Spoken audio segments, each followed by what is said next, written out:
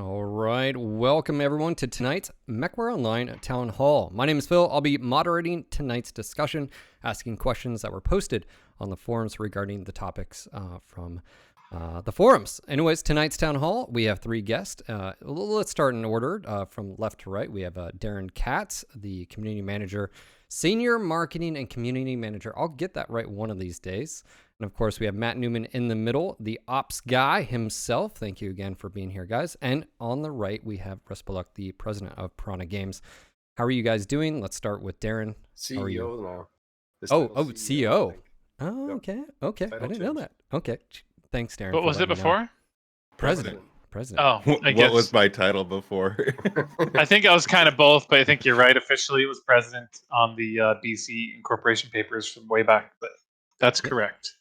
Well, welcome, guys. Yep. I'm looking forward to today's discussion. Obviously, we've had quite a bit of podcast and feedback, starting with podcast 204 when you initiated this this revival, if you will, of information in MWO, and here we are for the first town hall. I have scoured the forums, the command chair, which I just want to give a quick shout out to everyone out there. Thank you guys for posting. There was a lot to go through, and what I did is I picked questions that I haven't really seen discussed initially, and of course, Daeron will go over a few things. But first off, Daeron, how are you doing?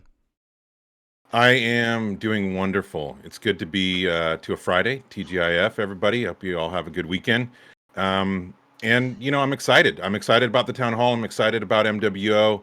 We're really close to our holiday break, and so a lot of work has gone into leading up to this moment. And you know, both obviously for most people who've been aware of the EG7 buyout, what's going on with Mech 5, and then of course what we're doing with Mechwarrior Online. So it's been incredibly busy, a lot of fun. And you mentioned the forums where we've been obviously pulling the questions for tonight's town hall from.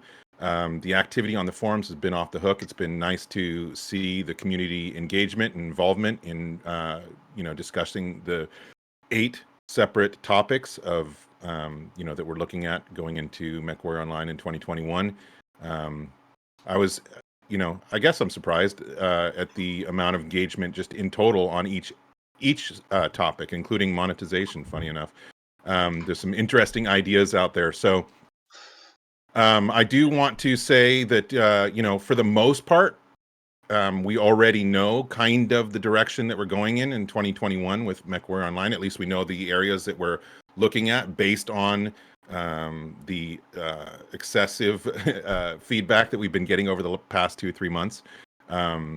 So tonight is really kind of about, you know, it's the last chance to get in front of us and bring up some topics, and maybe we'll discover something new. It's not the last chance. Not the last chance. I'm saying last chance before the holiday break. Yeah. But, you know, and I do want to say, I also want to include that, you know, I'm going to be involved in still looking at this stuff throughout the holiday. I'm going to be playing MWO throughout the holiday. We got the events coming up, the dev hunts, and we got some cool stuff happening with streamers next week. So I'm not going to be just gone until January or whatever. I'm still going to be looking through this stuff. I'm still going to be doing iterations of the outline. And then as soon as we're back in January, of course, we're going to hit the ground running and doing some more. So, you know, let's have some fun tonight and be excited about the future of Mechwarrior Online, because that's where I'm at. Awesome. Matt, I noticed some staged. Is that staged, or did your kid leave it right behind you? I mean, what's going on with that? The MWO poster is covering up a giant hole in the door that I punched there through one time, and the V5 there is just because it's cool. Awesome. How are you doing, and how's the fam doing? The family's doing great. I'm excited for Christmas break. We've been setting up events and sales and everything like mad for MWO, and working on MW5 stuff and meeting people from the EG7 group. And yeah, so it's been a busy couple of weeks. We're going to be, I guess, on studio break at the end of next week. So just trying to get everything wrapped up in a little bow for the holiday season, and then enjoy ourselves with a little bit of a break before we come back in January and just hit bundles, Matt. Bundles. Yeah, bundles of joy. Awesome. Russ, I've been having a blast working with Daeron on all this stuff. It's great. Yeah, it's been fun. Yeah, he's told me about the man crush behind the scenes. Don't worry. Yeah, there is a bromance going on. There is definitely. Yeah. Russ, how are you doing? We haven't talked in a bit. Obviously, I've had these guys on for the podcast, but Yeah, how are you doing? How's the family going? And congratulations on EG7 as well. Thanks, man. Yeah, it's been a bit. It's been a bit. It's been 21 years as an independent studio. So, yeah, there's no doubt that was a huge thing. That was a big change. And tonight's podcast isn't about that, so I won't go on that too long. But just we felt it was time, and I think that it's good for Piranha and good for Mechwarrior. It's early, and so we'll talk about this more in the months ahead. But already seeing good support from the group, EG7 group, especially as we look towards this spring launch for Mechwarrior 5, and um, the whole group is really focused on making it a big launch, and that's really great. I mean, that's something that we just couldn't do on our own, and now it's very exciting to see someone really looking to make a big push with your game. And so um across all the various the Steam and GOG and the Xbox platforms and all that stuff, and pushing for a really big release. So that is really awesome. And yeah, thanks for asking though. I mean, family's doing great, and kind of in the middle of this 2020 nonsense, or not in the middle, I guess we're almost at the end now, thankfully. But going to be a bit probably until things get back to normal still on the other side of in 2021. But kids are in school, everyone's healthy. About to hit Christmas break, which is going to be great. I'm looking forward to that.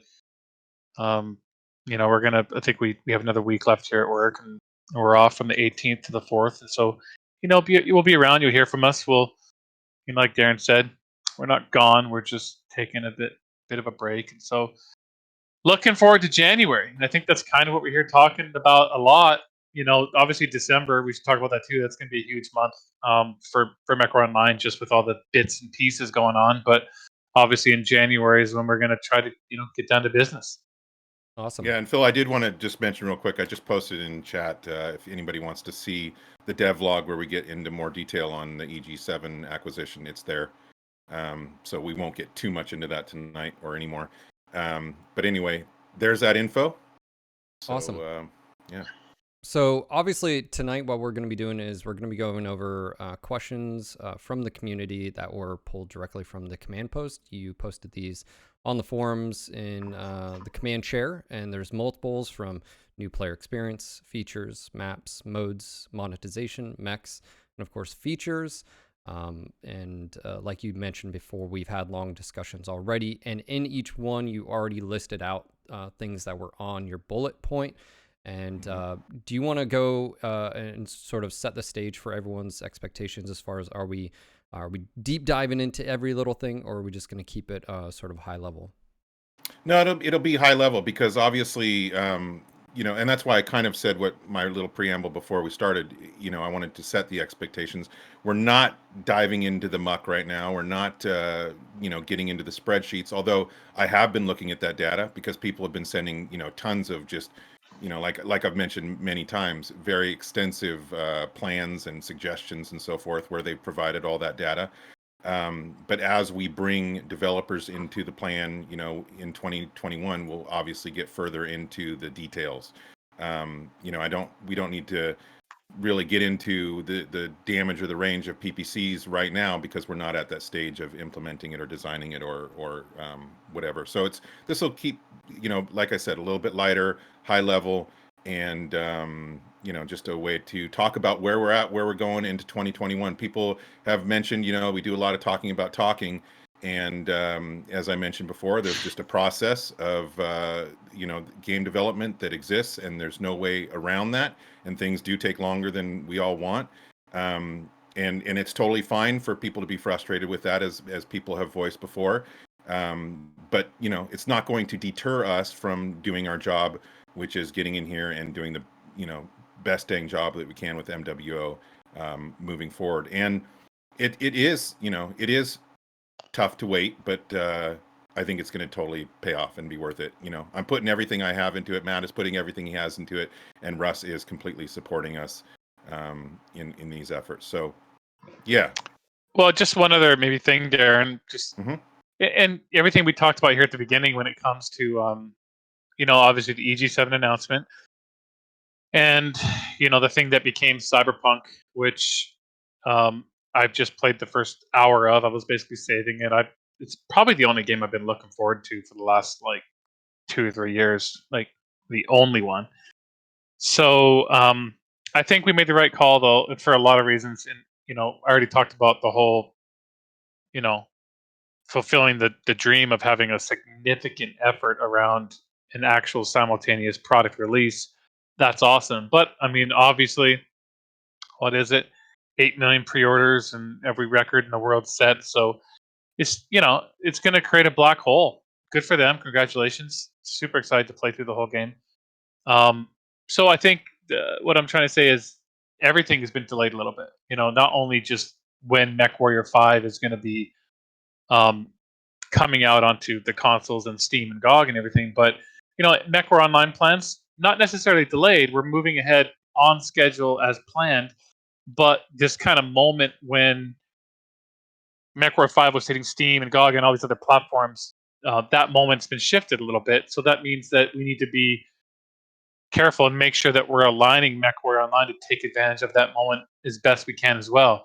Which means that our roadmap might get some slight adjustments. The roadmap we're gonna announce in January, and make sure that we are prioritizing stuff in quarter 1 that gets us ready. So maybe not the most exciting brand new feature type stuff in Q1, but maybe more along the lines of being ready for that moment and the user experience and localization and looking to new regions and bringing in new players and all the stuff we need to support that before we get into maybe some of the other type of stuff. So we have to kind of roll with the punches on our side too. When things happen and the deal gets done, and then we say, okay, like what do we have to adjust and stuff like that. But I think we'll have a great conversation tonight either way.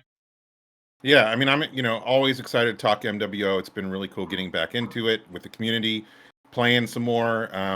But again, to keep expectations realistic, we're not releasing the roadmap tonight, and we'll really be releasing the meat of everything in January. But other than that, let's get into it. We do have the questions that we've received by topic, Phil, right? Yes. Yep. So what are we going to start with? We're going to start with features, and one of the things I just want to clarify is this is in no particular order. Again, as I brought these in, so some of them may overlap, but I think that's fine.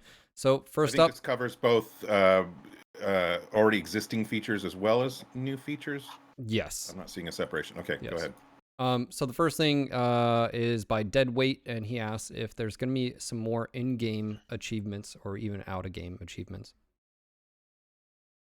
I think that's some of the greatest possible low-hanging fruit we can go after. That's an easy one. Love that question to start things off with. That's so easy. We absolutely should. And this is honestly something I could even see us kind of letting the community sort of have a ton of input. And you guys play the game the most, and you understand what would make really great, compelling, achievements from new beginners and veterans alike. So this is a good example of something we could maybe even really get the community involved and have them, write up a bunch of achievements and have us pick however many of them, a couple hundred of them, or however many we think we can do, and put them into play. So this is a win-win question right there for sure. Yeah, I don't have anything to add to that. Let's do more achievements. Awesome. Next question, we have Skill Tree. What are your thoughts on it? The Gulag, the community podcast, has made suggestions to reduce the node count significantly. Are you open to this? Does the current skill tree fit for the future of MWO? Yeah, this is a tough one, as you guys know. I mean, it's a how many iterations we've had? Several iterations of the skill tree. They've all been, I think we lost Russ. Russ's connection. We're losing Russ, but it's okay. I'll continue until controversial. There we go. We're getting him back. Welcome back, Russ. What happened? You're good. Did I go out there for a second? Yeah, we didn't hear any of it. You know what? So. Okay, I'm gonna have to. Twitch stream. So I think we've all looked at the feedback from the Gulag. I thought it was decent feedback. Yeah, here's the thing. There's Since the tons of very ideas in beginning, there. absolutely, and since the beginning of this whole initiative being announced, obviously the skill tree was one of the top requests, and there's multiple ways that can be done. From reducing the nodes by 50% or whatever it is. And so, are we considering this and looking at it? I think I can say, Russ, we're looking at everything, right? But as far as deciding what the best route is, we're not there yet. Am I back? You're You're back. back. Yes. Okay. Dang, I hate that. Sorry, stupid All right. internet. Canadian internet. Yeah, I know. I was just gonna say, I know this is a question that we've talked a bit about, and the UIs or the skill tree has had some controversy, no matter which form we've had over the years, and so it's just going to be one of those things that this will be a tough one in the sense that we know that significant changes in this area is expensive and it takes a lot of resources. So we just have to be careful. And I think we're completely willing to listen to all suggestions, but I think the community just needs to understand that if we do accept maybe a particular suggestion to head down a path in that regard, it will soak up quite a bit of resources. And if that is deemed to be still, what people want, then great, that's fine, so be it.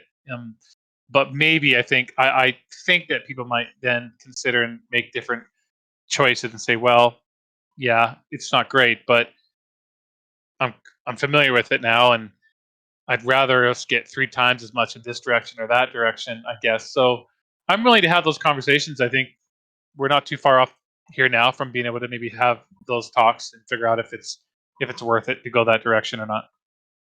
Kind of, Phil, I think I've brought up in past podcasts before. It's a matter of we take the whole of next year, 2021, dividing it up into 4 quarters. We know all the things and the topics and the things that people want us to do, which includes addressing the skill tree. But then it's prioritizing things, right? Plugging things in early in the year, late in the year, based on maybe how easier or difficult it is to actually make happen, or how many who we need on the team to make it happen, or what kind of effects it will have on other things, butterfly effects on other functionality or whatever. So we're right now getting at the stage where we're going to start prioritizing and plugging in to the roadmap, which will be coming out in January. What we're doing, and again, like Russ mentioned, it will be fluid, right? Because it's things are going to affect each other, and we have to be basically ready to roll with the punches or whatever's happening. So it's yes, the community has made it known that they want us to look at the skill tree. They've put some suggestions forward, but we're just not at the point of deciding what we're going to do exactly with that, but fully aware of the issues. Awesome.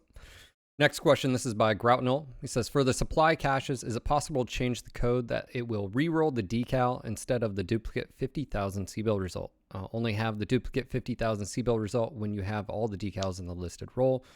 And it goes on. Basically, that's pretty much it. So I'd ideally like to take things out of the supply caches that are things you can't get duplicates of. So like in a cockpit item, you can own multiples of it, but colors, patterns, and some other things are like unlocks. And so, yeah, we could look at maybe seeing why is something that you can only get once in a supply cache. But the other stuff, maybe that's a more expensive solution to a problem, which is just don't put certain things in supply caches. Okay. Next question. And this is, I'm going to just sort of say it, and then I think it'll spell it out. It's contrary to popular belief. I found the main problem, performance, with MWO is not the CryEngine, but some of it's the MWO maps and assets, some particle effects, some CryEngine settings set through the graphic option in game, and that was by Mr. Vad. So maybe that person who's been investigating those slowdowns could send a ticket to support at MWOmercs.com, because if they found some issues, performance issues that we don't know about, then it would be helpful to us. I'm not sure what their investigations or items they're talking about are. Yeah, I mean, obviously Mechwarrior Online doesn't have the modding aspects that Mechwarrior 5 has for a lot of reasons. But so I imagine their tests can't be overly definitive in that way. But hey, man, we're not proud. You know, there's something that you found. I think we can optimize. We'll definitely take a look at that. I mean, I have a lot of faith in my engineers. Um, we have some great engineers that have been doing this for a long time. So, I believe they do understand the underlying aspects of the game's performance. But again, not proud if there's certain things that we can look at to optimize. And I guess maybe the side note of that subject is I do want an optimization pass to be a part of a future roadmap, because I think if I look fairly after having come through MechWarrior 5, which got significant optimization passes over the development of MechWarrior 5, I know there was 2 or 3 major almost stops in development for certain people, do nothing but optimize and bring the game's performance in line. And I'm not sure MechWarrior Online ever got that opportunity, because at the breakneck pace in which we were developing the game, and then once it got shipped, then we basically remained in like emergency triage mode with Mechwarrior Online for, I don't know, 2 years, 3 years, from the time we went to friends and family to the time we almost bought out IGP in 2014. It was in like constant emergency triage to just get caught up, because when you have a free to play game like that releases, I mean, that game, believe it or not, I mean, I hope people can think back now and go, oh my God, that's pretty impressive. Like, for all of its problems, we actually shipped MechWarrior Online from the time we started development to when we went to open beta. No, I guess it would have been open beta, I guess. That would have been like, what, 13 or 14 months or something like that. It was Crazy. like, yeah, it's insane to think about now. Absolutely insane. I don't even know how we managed that. And so, yeah, it was really light on features. And so we were just like, go, go, go, go, go. The UI and the skill trees and everything we added, and then just like constant form of trying to stay on top. So that was rough. Nowadays you can't get away with that anymore. You have to put into 2 to 3 years of development just to get to that initial sort of like closed beta release. But Mechwarrior Online, because of that, was never given that sort of moment to really catch its breath. And so I think it would be worthwhile to go back now and investigate. And it could be that we don't find anything significant to help, based on the way things are, or maybe we can. And I'm sure some improvements can be made at the very least. And so, long answer, of course, but hey, send us what you found. Send us what you think you found. We'll take a look at it. Awesome. And just to clarify, he's done some user.cfg edits.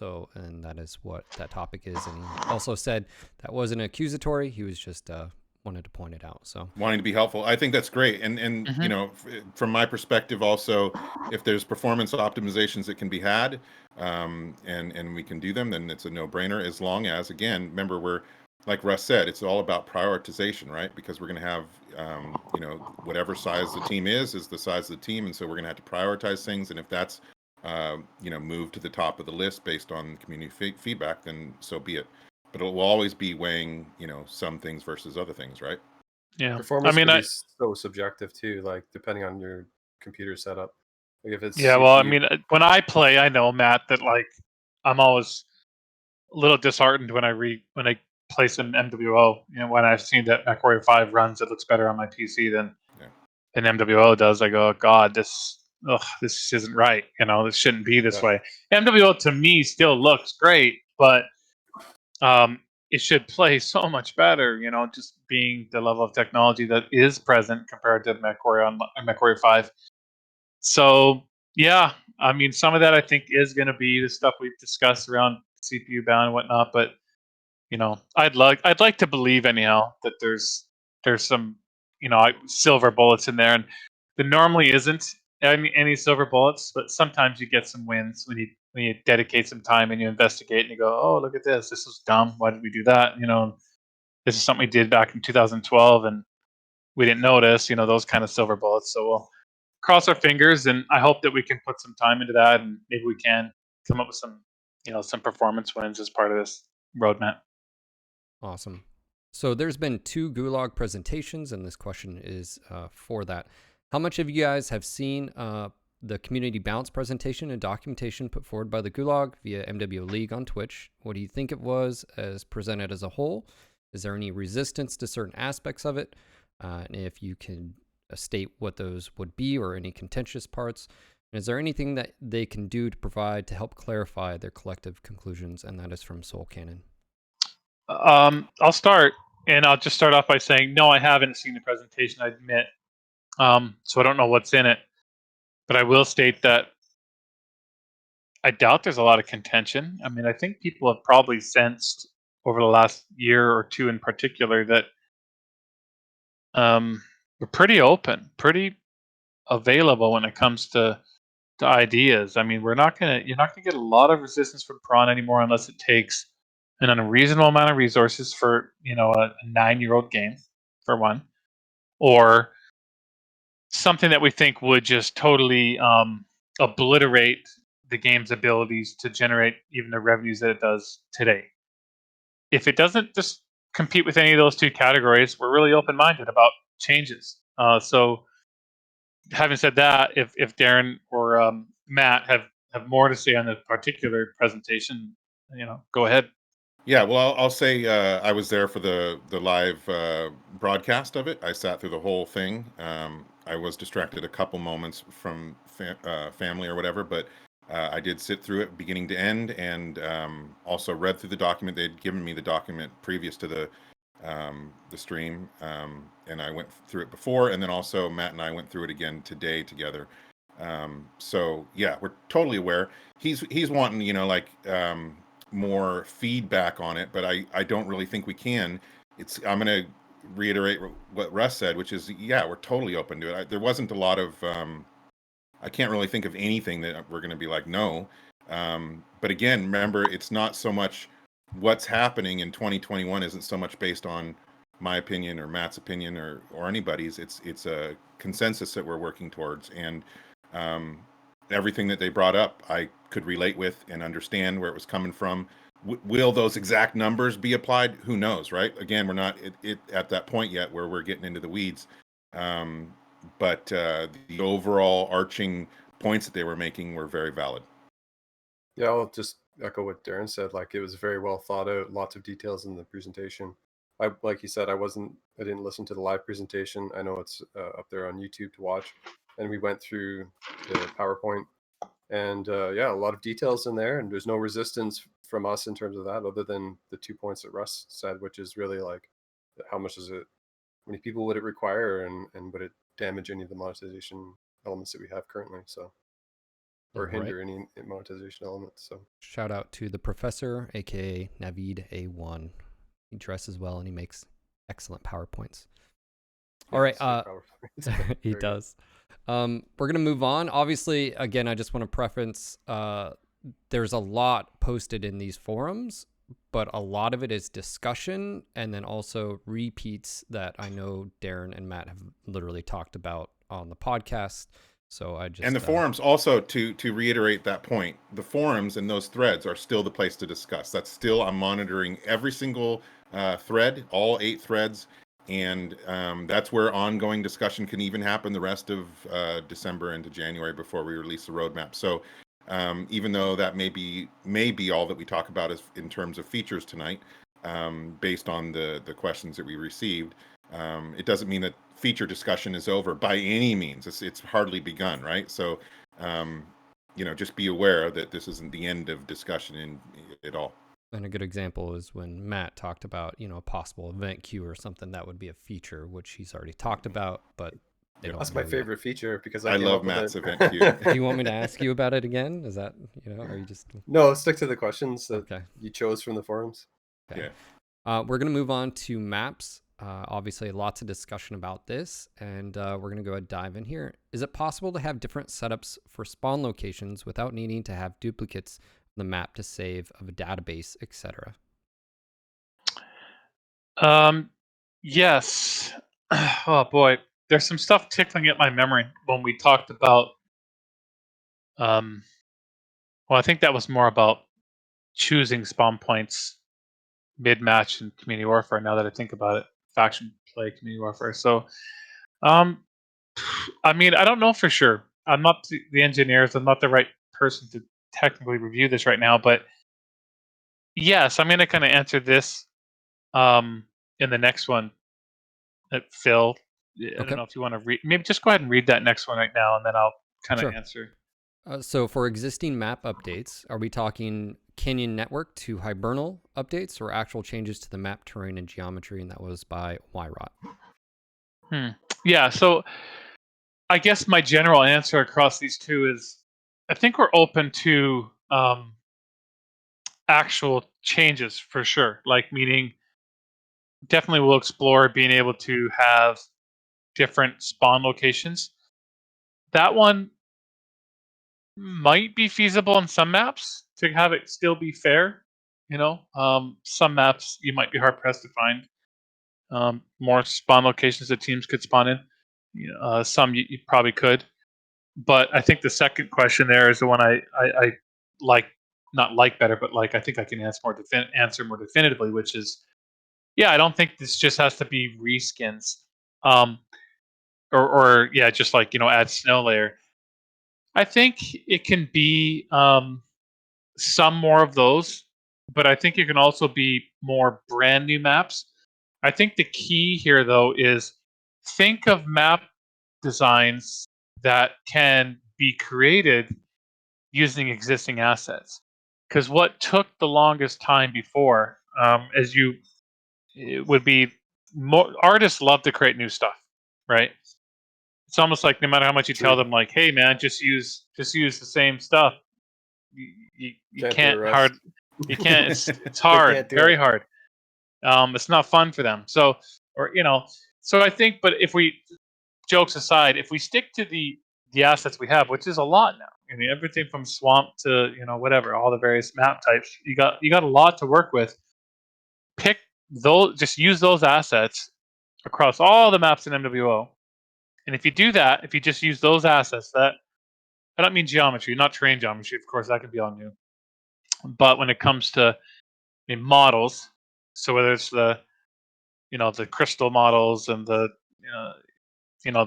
burned out dropship models, and you know what I mean, like static mesh type models and textures in particular, and the shrubbery and everything else, and the pebbles that you get stuck on, all that stuff. Use all that stuff across the board, but create all new map. I think that's definitely on the table. I'd love to see at least a couple new maps in 2021, all new maps, just using existing art assets.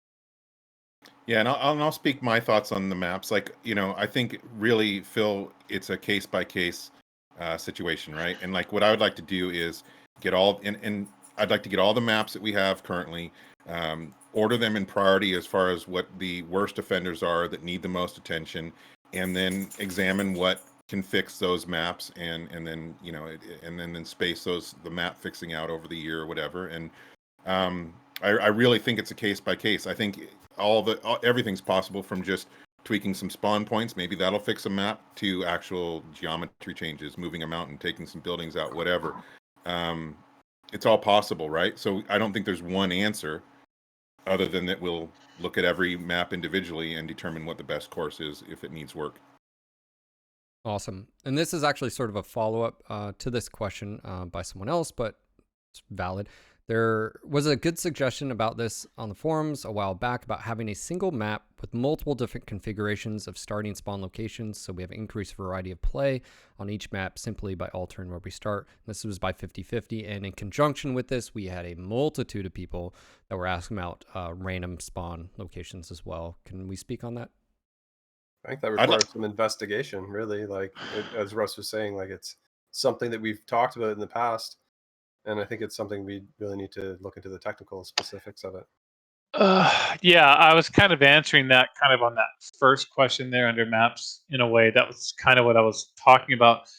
I'm not sure we have investigated this too much, Matt. Like, when I was thinking about it, I was remembering an age-old conversation about in the community warfare when you're having the respawns and being able to choose where you respawn on the fly during the dropship mode, if I remember correctly. So I know that was discussed at Right. length, kind of understanding the technical aspects of it. in more of a quick play mentality, but having like a different version of River City, for example, where you spawn in different locations. I'm not sure that's been discussed yet.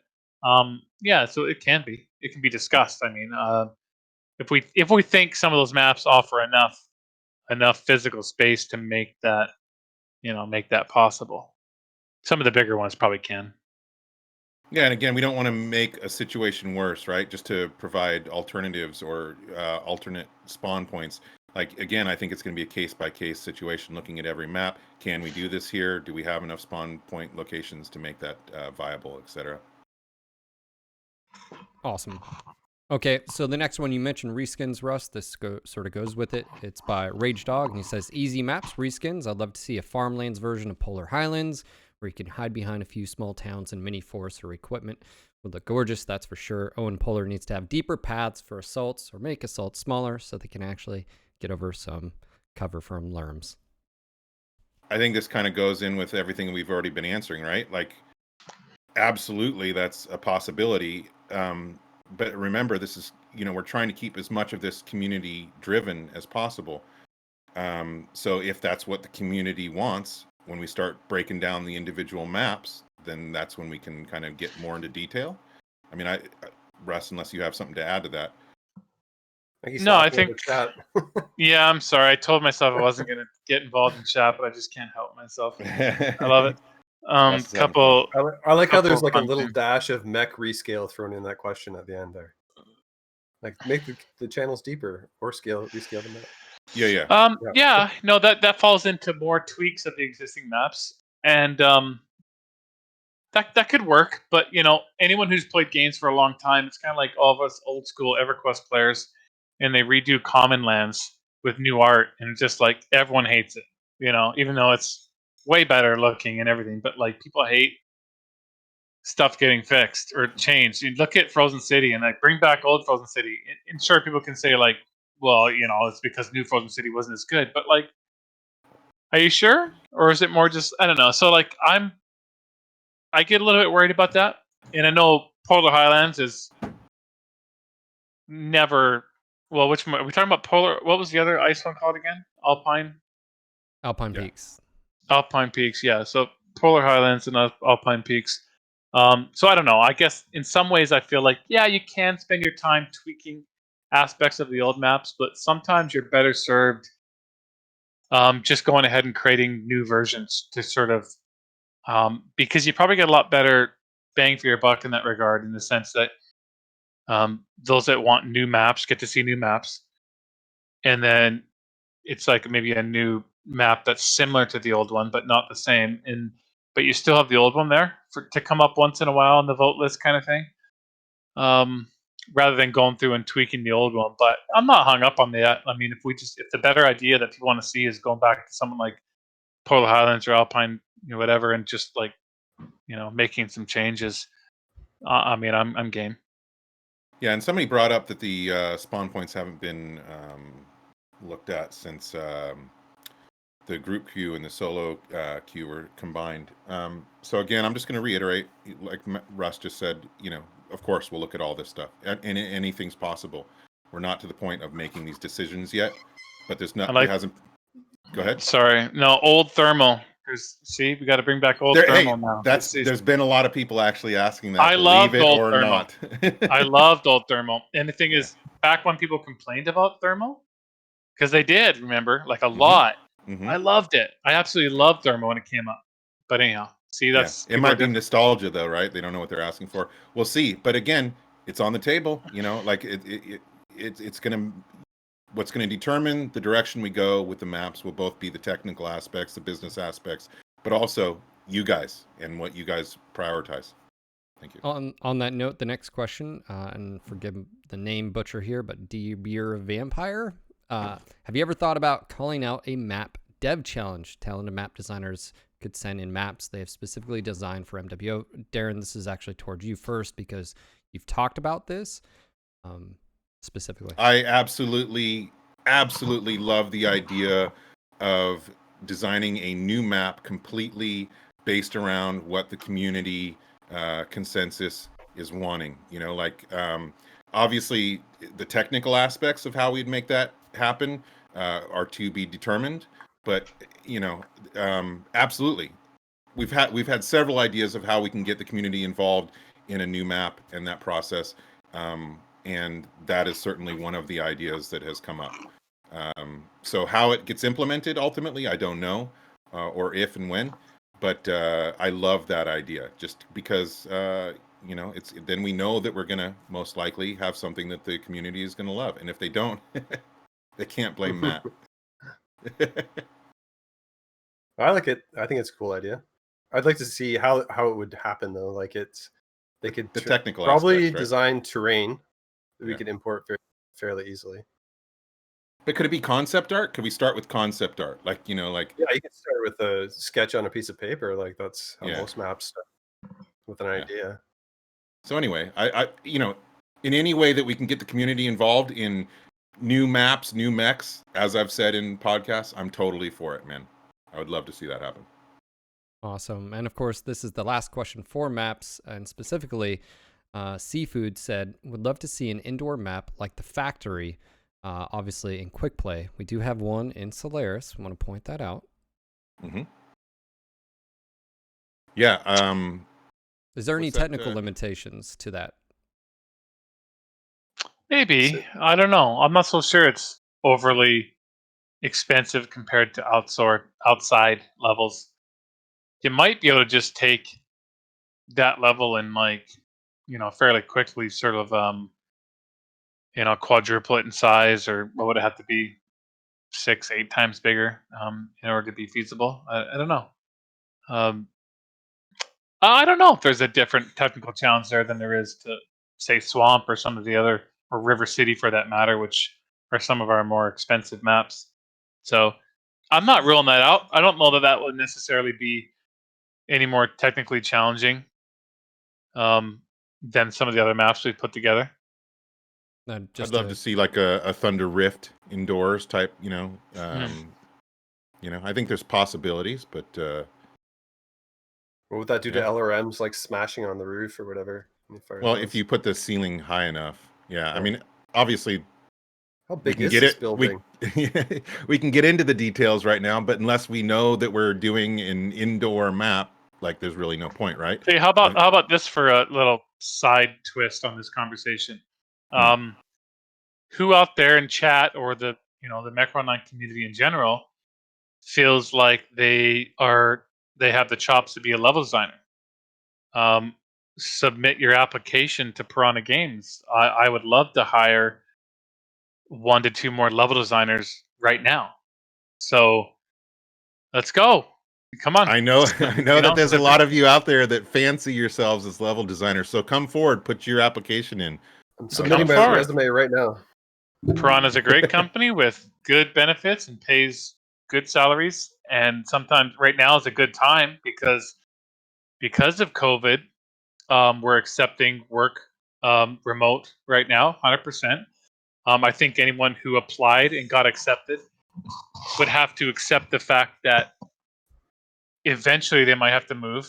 And I throw a might in there because I think nobody knows for sure what the future holds anymore.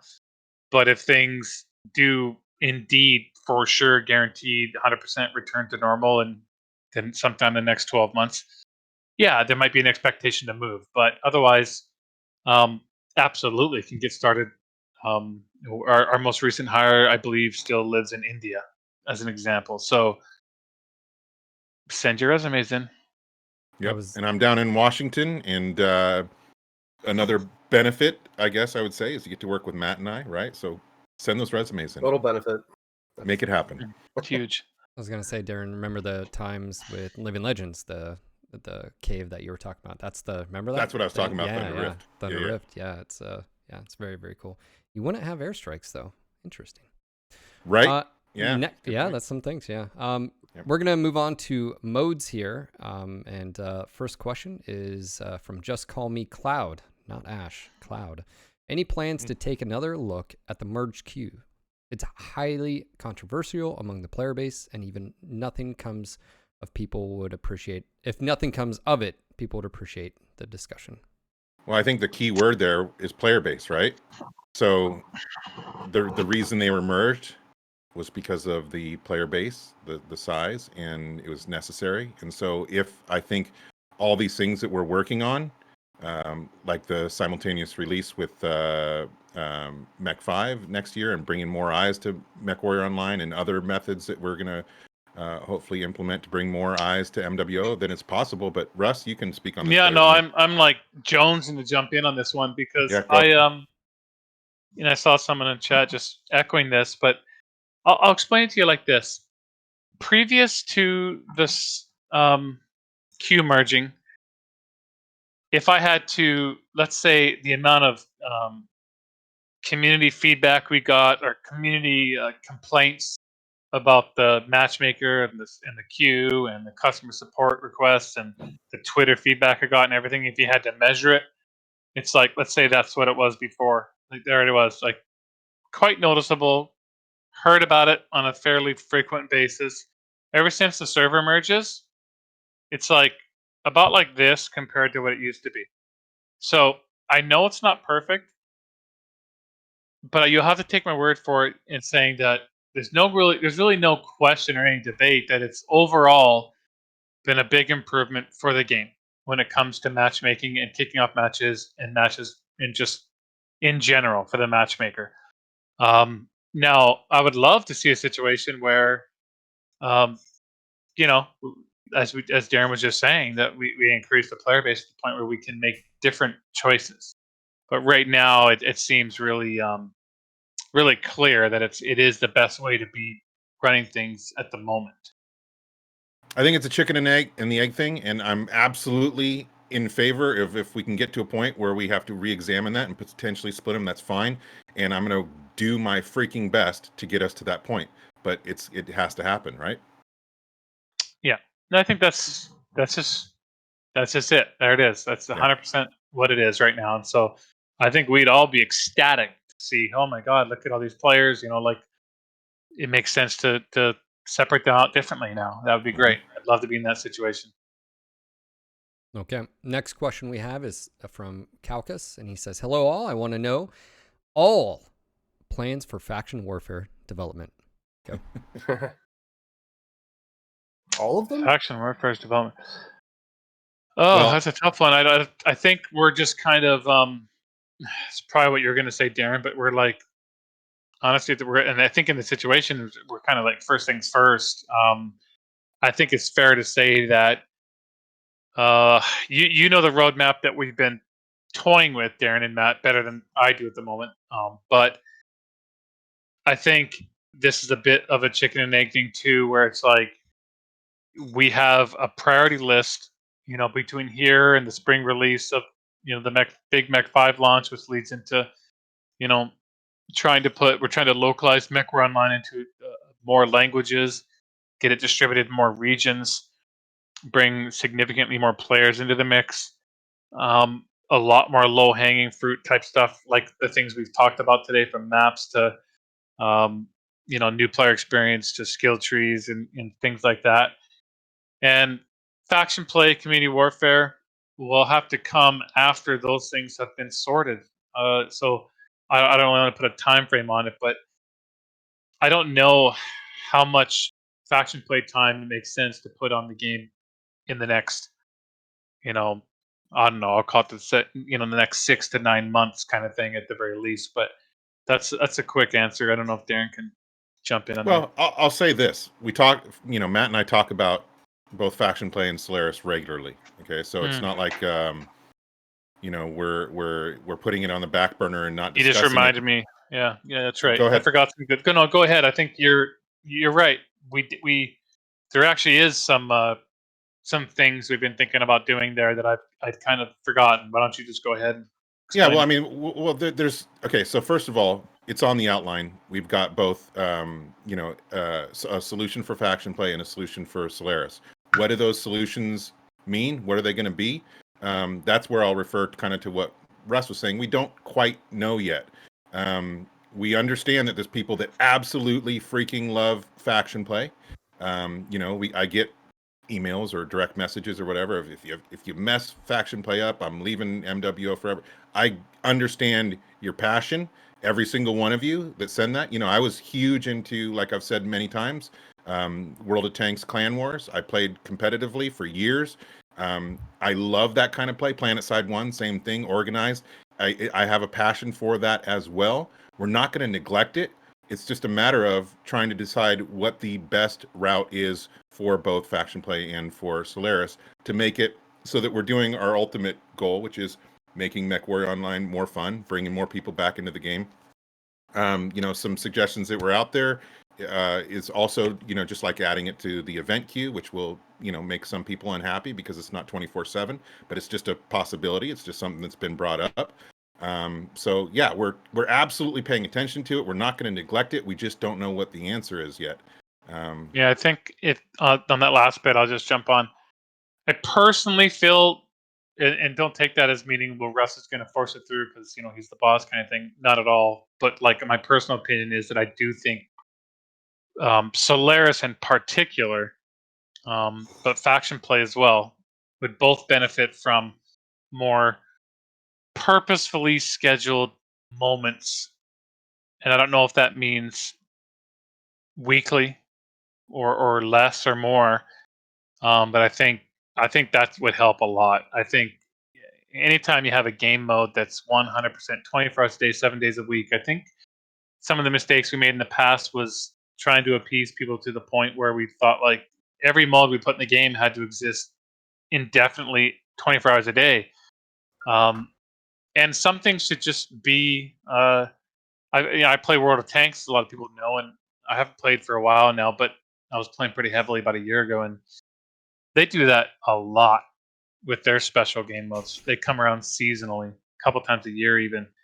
And I think faction play and Solaris would benefit greatly from having moments where everyone's excited about them for like a 1 week period, 2 week period. I don't know yet, but I think that's something we do need to talk to the community about more and get everyone thinking about, because those things might be only periodically. One, the whole quick play thing would be even healthier even than it is now, from match make times and competitive matches. And then when you do bring those things out for a weekend or a week or whatever it is, people are going to jump in and get super excited about it. So I think, to me, it's a good idea. So that's and I can already hear the people screaming, don't mess with my freaking faction play. And again, I just want to reiterate, we don't know what we're doing yet. We understand your passion. I love your passion for it because I can totally relate to that. We're just trying to do what is best for the game, for the community. And again, doesn't matter what I said or what Russ just said. He's not saying I'm going to pull boss moves on you and just say, no, we're not going to do this or we're going to do that. It's going to depend on your feedback as we're moving into January, as we're starting to plug things into the roadmap, and as the discussion continues. So 100%. Yeah. Well, 100%. We just have to I do have a passion for faction play, guys. More so than Solaris, although I do enjoy Solaris. I've been running Solaris recently with some of the streamers when they do their concerted efforts, and I have a lot of fun with it. But I also love faction play, and I get it. So just, be a part of. Here's the biggest thing I can say: be a part of the discussion as we're moving forward. And help mold it. But it's not going to get neglected. It's not going to get thrown to the side. We're just trying to figure out the plan. Yeah, I think that what Daeron said, really, it's like some of my favorite moments in faction play have been the big events. Tukid, when we just like everybody's dogpiling on there and just participating. And I think what we want to do is get it to the point where we have more people playing faction play, more people enjoying the mode. So we're going to try and figure that strategy out. So, and I did. Not going away for sure. Yeah, and I did with Clan Wars and World of Tanks. We had our scheduling was like every night at 5 or 6 p.m. Pacific or whatever. Like it was very specific, and I do see the drawbacks of something like that as well. So I think there's a lot of discussion to be had as far as how we move forward with it. But I think we've answered that. Awesome. Thank you, guys. The next question is from Vampire Rec, and he says, drop selection from 4 down to 3, or maybe even 2. At least the less popular maps will get to see the gameplay. And I think this was also in regards to taking away map voting and or game mode voting as well. Drop map selection from 4 down to 3, or maybe even in the 2. map voting screen, right? Yes. Yeah. So it's like A or B or A, B or C instead of 4. I mean, that's fine. I've people have also said just drop map voting completely. I mean, we'll look at these things, and I mean, I can't say that I'm against that, right? Some Okay. people might be. Yeah. I mean, It's always interesting because you get this feedback and you're like, okay, so this is this guy's idea, and we've asked the question, and now you say, yeah, I mean, we could I think like, the some answer, people might be like, oh my god, do not take out map voting at all. Yeah. Right? No, of course. So there's with always any two sides topic. to every. Yeah. To I every think topic. this can be determined when we move into the next year and we're getting down to the details and diving into the specifics for everything that we're trying to make actionable. Now let's figure it out. So can we drop from 4 to 3 to 2 to none? Sure. All those are on the table. Yeah, let's do a quick bio. I'm going to refill my coffee, and we'll be right back, everybody, if that works out for you, Phil. Yep. 3 minutes, is that okay? We'll be right back. Let's do it.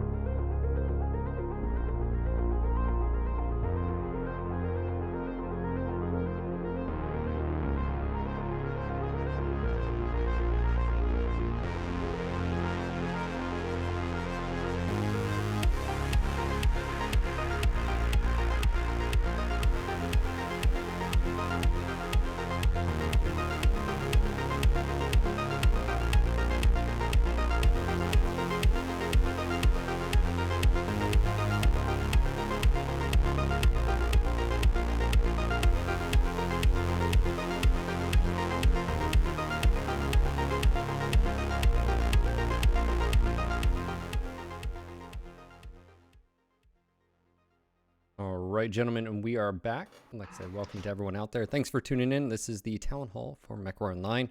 We just took a quick bio break. All right, we're going to continue on from the discussion. We're going to hop into Mechs, and Mechs, of course, is a pretty broad topic here. And the first question we have is from Briar. Hopefully I don't butcher these names too bad. My question, will PGI be revamping mech agility, both with an eye towards increasing agility for all mechs, other than the mechs which are currently most agile? Connected to that, will PGI finally address the atrocious pitch of so many mechs? The Firestarter is one of the worst examples. My answer is no. We will not be bringing in the Mackie. Oh, that wasn't the question. Sorry. Yeah, I mean, go ahead, guys, if you have an answer to that. Well, if it's atrocious, then definitely. If it's we'll have atrocious, to do something.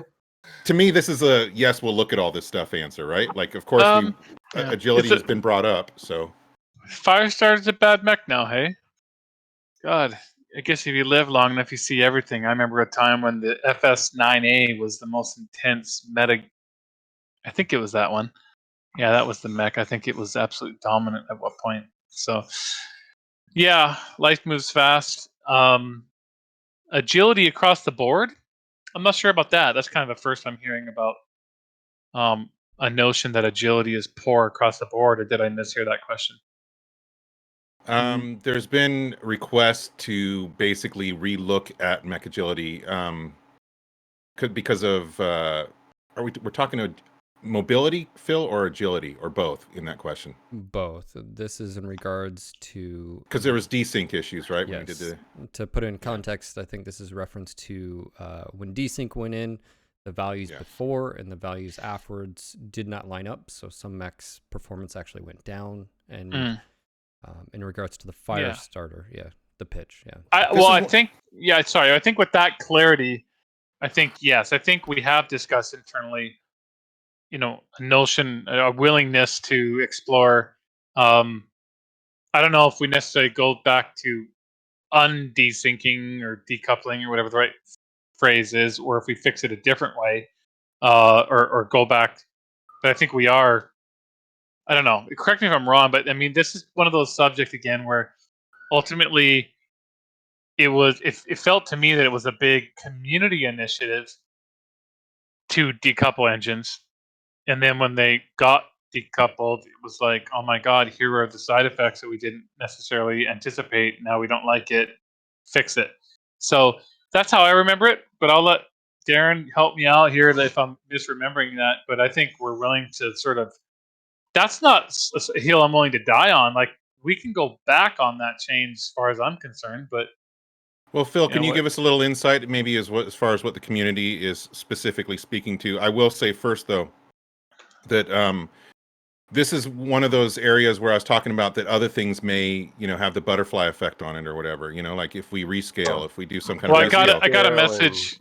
I got a message here from Chris Lowry. It's a little more complicated than I had specified there. It kind of came in with skill tree. So, but ultimately, it was. I remember there was chatter about decoupling engines for some reason that I forget now. There's so many years of history, but again, I think my answer is the same. It's like, yeah, okay, if we felt like the benefits we thought we were going to gain from doing so turned out to be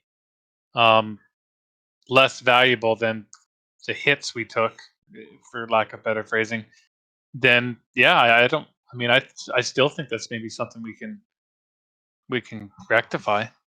Yeah, I mean, it's something that we'll look at, but it's a matter of when on that timeline, right? Because things that we may do that could potentially affect that as well. So, but we're certainly open to it. But Phil, did you want to comment at all as far as what maybe give us better insight? Yeah, so obviously I was involved back then. So just to clarify, desync went in, and for those that weren't here, basically the size of the engine also boosted your agility by multipliers of your base mobility. That was decoupled, so that mechs that had a 395 were getting a huge boost, but a mech that only had a 235, looking at you, Blackjack, weren't getting the same benefits. So that was desynced. I think what a lot of people would like to see is that, yes, you're 100% right, Russ, as far as the skill tree played into it, because with the skill tree, you want a little bit of give and take. And so some of the mechs that got hit double because they had a bigger engine before, and then you had to choose between whether you got some of that mobility back. And then some of the mechs just haven't been the same. So that's what it really is. We're not going to say no to that, right? So I mean, it's a matter of, it's obviously it's already on our list, both rescale and address mech mobility. It's just a matter of we can't give a technical answer or say when it's going to happen or whatever, but we're going to look at it, we're going to investigate and see what we can do, and that's part of the ongoing discussion. When we get to scheduling that, we can obviously get further into details on what needs to be done. Awesome. The next question, and this is actually pretty broad because this was brought up multiple times in multiple different discussions. So I just want to sort of let you guys know how big and broad of a question this is. And it is to do with how will you deal with IS Omnis? Will you give them speed, mobility, and armor buffs, or do an engine change to the IS XLs? And that was by Will 9761. And that was specifically because it crossed over so many discussions about IS XLs and Omni mechs specifically not being in the game. I mean, out of my element here. Yeah, here's my quick answer, and if Russ or Matt wants to add to it, they can. But my quick answer is we're not really going to dive into the details of what we would be doing with IS Omnis if we're not bringing IS Omnis into the game, right? So for us to get into those details right now is premature. It's not going to be Matt and I deciding what mech is coming in. It's going to be you guys. So if you don't vote for IS Omnis or don't bring IS Omnis into the game, then we'd just be doing a lot of unnecessary work. And right now, every resource that we have is absolutely valuable, and all of our time is valuable. So I love the idea of bringing IS Omnis in, but that's where I can't go. I guess I'd be curious to know how big of a deal IS Omnis are. And I ask that for very obvious, not ashamed to say, like, business implications. Like, MWO is a 9-year-old game now, and that we're looking for re-engagement from the player community to justify the support of larger development resources for the reinvigoration, so on and so forth of the game. And if IS Omnis were like super demanded, like, oh my god, when can we spend our money on IS Omnis? And it would be, a bit of a renaissance of years past when it comes to mech packs. I'd be all over that, because it helps us all achieve what we want to achieve, which is to, build the game, build revenues, and then justify further and deeper development resources on the game. So, yeah, it's been a minute since I last kind of heard or thought about IS Omnis, I admit. So, how big of a thing is that? Is that like a big thing, or is that just sort of like a few folks on IS Omnis? Depends on who you ask. I mean, it's when you bring up mechs in general, right? You got a lot of subjective opinions. There's people that, like myself, maybe, that want to see the rest of the the rest of the Wasp, the Stinger, the Crusader, the Unseen, thank you, the Longbow, etc. But that's because I'm an old nostalgic dude. There's people that want to see us go forward into all kinds of new mechs that the following 100 years after where we're at now in the timeline. So the jihad mechs and so forth. So it just depends on who you ask. Again, I think this will work itself out when we get to the point where we're choosing new mechs and the community is giving their input. I don't have my finger on the pulse of how many people want IS Omnis compared to other mechs, because so many people want so many different things. I still get tons of requests for the Mackie. That's why I made that joke in the beginning. So it's going to be how big is the Mackie? Is it huge? Does everybody want one? Everybody want a Mackie? I know that goes back. Everybody look under your chairs. Yeah. A Mackie for you. A Mackie for you. Okay. And did we answer, Phil? I don't know. There's a lot of questions there. I think the community. What's your opinion on IS Omnis, Phil? This isn't about my opinion. I'd love to get a sense of how many people want IS Omnis. I guess was I take away from that. So I don't have a good idea if it's just like at Mackie level. I think I'm roboting here a bit again, aren't I? No, you're fine. You're fine. Okay. Is it just like one of those types of things, or is it is it bigger than that? Is it kind of well, it's not going to be clan level, obviously. That was the big one, but I think we just poll the community when it's time to make choices, and whatever rises to the top, we start investigating. There you have it. Obviously, in this topic of mechs, we had list after list of people's most desirable mechs and variants and chassis out there. And I felt that wasn't pertinent, but I wanted to give a shout out to Magic Paint Glove. And he says the Phoenix Hawk 2C when I tried Magic. I tried Phoenix Hawk 2C. It was, well, at least it wasn't the Urban Mech 2C. Yeah, or the Cicada 2C. Okay, so on to the another actual question. Sorry, Magic. Will you hire a good animation artist for the mechs? And that was by Mechwarrior Waldorf Statler.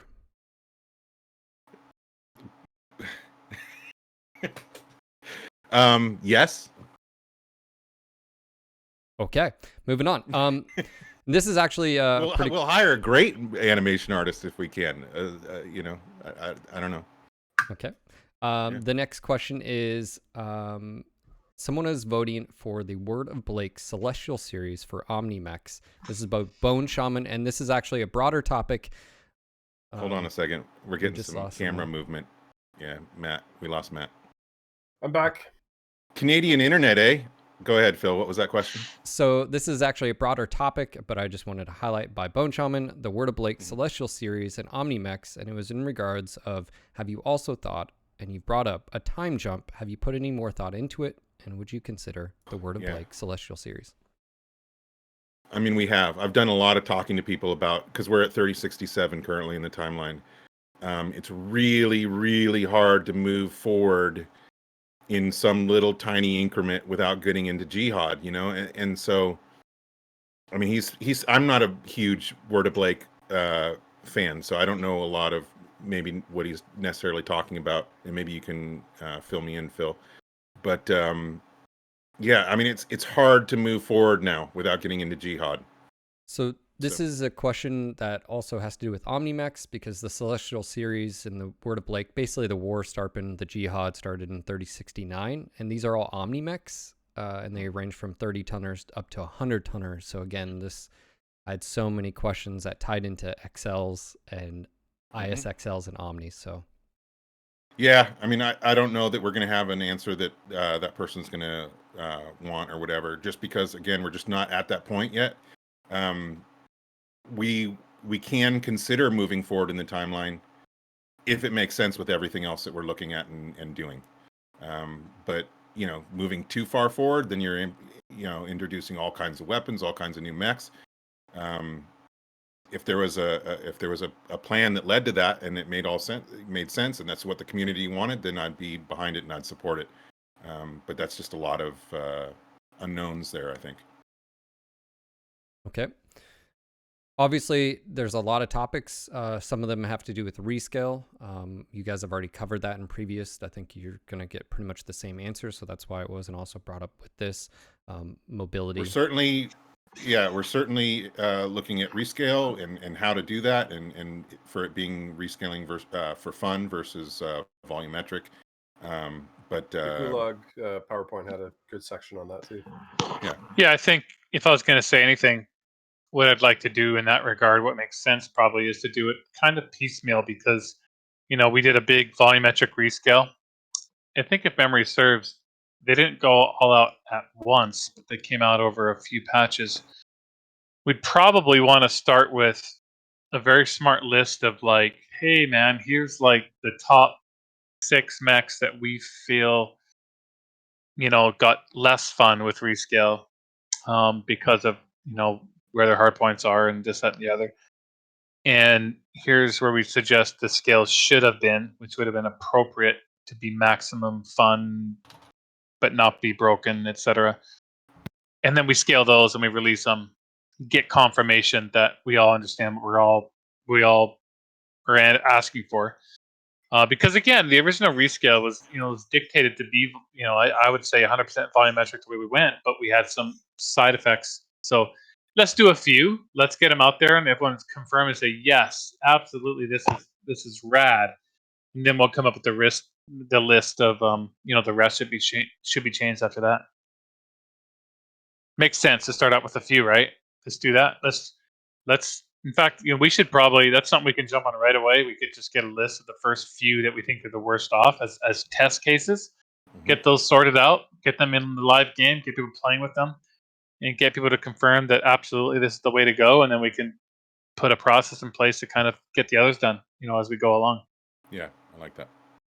Awesome. We're going to move on to monetization at this point. Will we see clan mech bundles in the store, Daeron? Clan mech bundles. Matt and I were just talking about that. Was that today or yesterday, Matt? Yeah, I think they're talking about the yesterday. Mastery bundles and the other.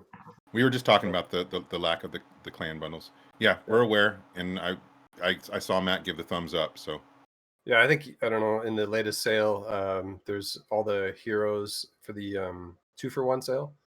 All the heroes and champions. They didn't have any clan heroes or any clan champions in there. I think those are all in the store now too. So that's one of the areas that we want to beef up, is just making more options available for you guys in the store. Complete collections have more options now. There's 8 mech packs you can choose from. They change every 24 hours. We currently have like 200 GSP bonus when you buy them. So yeah, we do want to offer way more ways to get the content you guys want on the store, both in the web and in game. So yeah, and I will say, packs. More stuff on Steam too. Yeah, and a few people have pointed out that that we've had some inner sphere bias with some of the sales that we've launched. Not intentional, but also I will point out that the bundles of joy that will be coming out, I think next week, has clan bias. It has a clan bias, so yeah. By one. Yeah, I think historically it's maybe just been a little biased IS, only because I think it was a little more difficult because early on clan packs were, I don't know, they were just different. They were just, more expensive, and the mechs were more expensive based on the technology the mechs had, and I think that just kind of lingered on throughout our sales process. But I think we're far enough removed from that. I think, as you heard, we can start doing more there. Awesome.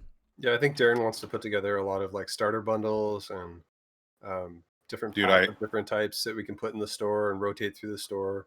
I tried to do that a little bit with complete collections, but Daeron may have a better sense of what it is you guys want. So hearing from him and putting that in the store is really our goal, and I think you'll see that next week. So awesome. Yeah. And of course, go ahead.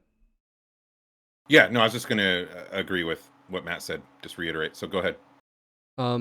And of course, with the monetization guys, we're not talking about all the other stuff they've already talked about behind the scenes, but one person did bring this up, and I needed to ask Russ directly about it, and it was about, would it be possible to get the bull shark from, and that is an HBS design. Is that possible or not? That is very interesting, because theoretically, don't quote me on this, although I'm saying it publicly, so fat chance of that. As you know, Harebrained Schemes licensed the artwork from Piranha Games for BattleTech. So all the mechs in there, besides the few new ones that they created, was the MWO Mechwarrior 5 mechs. But I think it was reciprocal. We could get stuff from them. And in fact, I think, wasn't the jump ship in Mech 5 in the cutscene? Or did we tweak that? I forget now. Anyhow, doesn't matter. Yeah. I think it is possible, as a matter of fact, at least as far as getting the artwork. And then, it's still a matter of course, rigging it for CryEngine, and there's still, a decent amount of effort there. So I might be talking out of turn in the sense that even if we can get the artwork from them, oftentimes it seems like I'll hear from, the artists, and okay, well, it's going to be just as fast for us to basically remodel it and put in the game, and because of all the stuff we have to do to get it to work in MWO and CryEngine. But that might not be the case. So I'm going to give that a definitive maybe. Okay. I will say that the bull shark's pretty badass, and if we did bring it in, we'd put our top-notch, highly qualified animator on the job, because you asked earlier about whether we'd hire a good animator. Well, speaking of artist, Mark Nicholson said, yes, you do have all of the assets. Mark's in chat. Yes, he is. We have we've already... bull shark? Hey, Mark. That's what he said. We've already received it? Is that what he's saying? He said yes. Because I know we got an asset dump. He said we got the assets from him. He said not all. Okay, yeah, I'm not sure if that was in that dump or not. We could probably request it again and get that, and then Yeah, it's pretty rock badass. and roll. But again, Mark would know how easy it would be to. Well, we put the jump ship in. Well, that was in Mech 5, though, so Yeah. I don't know. Yeah. But again, remember, Phil, and I know you know this. It's not going to be Russ, Matt, and myself choosing what the next mech is necessarily, right? So I thought we just chose the bull shark and the hatchet. we just announced it. I want the double hatchet man. Next question. I've often said we could have the hatchet man even if we didn't have melee.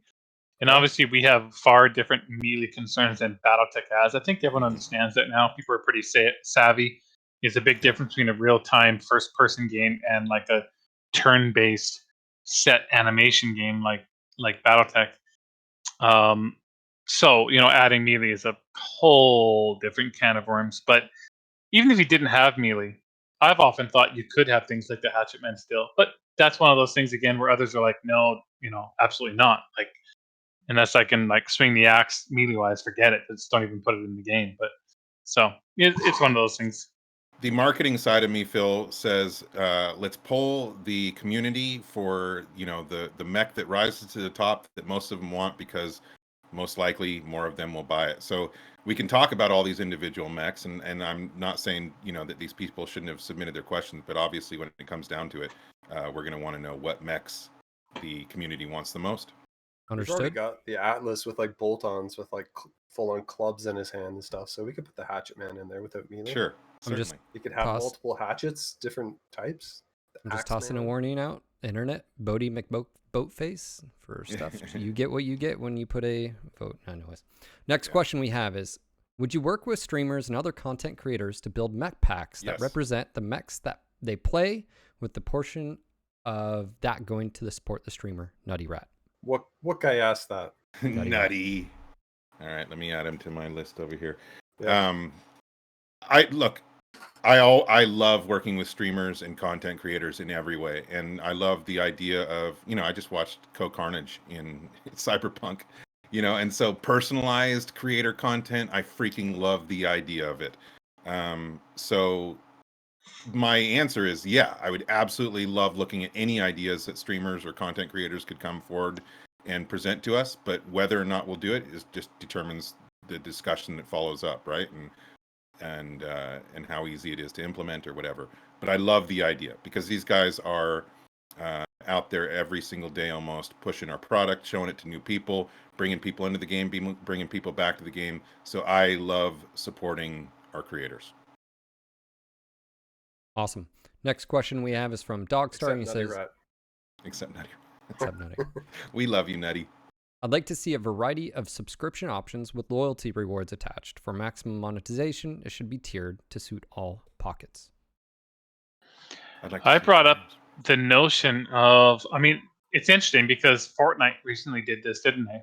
Yeah, and I remember, like, maybe it was even a year or two ago now, Daeron, Phil, you remember I just kind of like floated the idea of a subscription, and it was universally shit upon, I think. So yes, that's correct. So I think it's a cool idea. I always have. Because it does exactly what it achieves for us is, imagine a scenario where it's like, hey, we've got 10,000 people in the community that say, I play all the time anyhow. This is great value for me.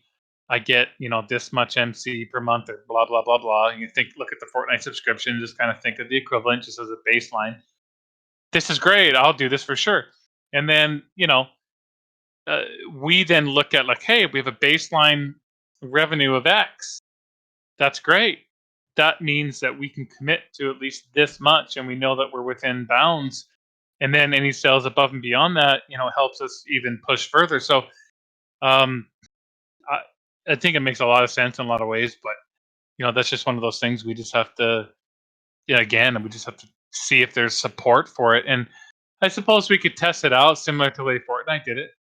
They kind of like put a quick poll up, and that to me, that in hindsight kind of looked like sort of a, hey, get comfort about the idea that we might do this, regardless of the results. I'm not sure if it would have affected their going forward with it or not, but Yeah, I think there's a lot of benefits that could come from supporting the game's development through that, but I think that's obvious. So it's more than if I think nowadays it's more of a perceived thing than anything, because obviously I don't think any game would ever consider a subscription only routine, right? I mean, that's dead. Even in the old school RPGs now, it seems like, there's a way to play for free and there's a way to subscribe. So I think as long as people got comfortable with the notion that it would never become a, subscribe only method, it would just be like, you can subscribe for X benefits, kind of thing. Okay, next question. Let us repurchase hero omnipods for C-bills if the hero is currently owned, and or allow hero omnipods to be bought with MC. And that's from Amir. We've talked about that before. Okay, next question. No, sorry, we have. Wait.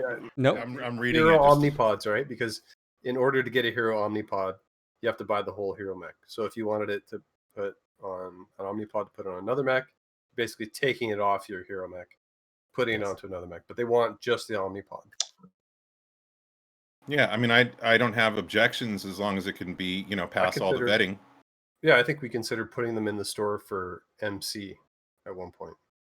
Yeah, I mean, so total possibility. Understood. Next question. Infinite Warhorn. Many people want the same Warhorn on all of their mechs. Why not show them the value? Purchase only. And that's by, I don't know how to say your name, Il1, I don't know, I'm sorry. Infinite Warhorn. So they buy it once and they can put it on everything? Yes.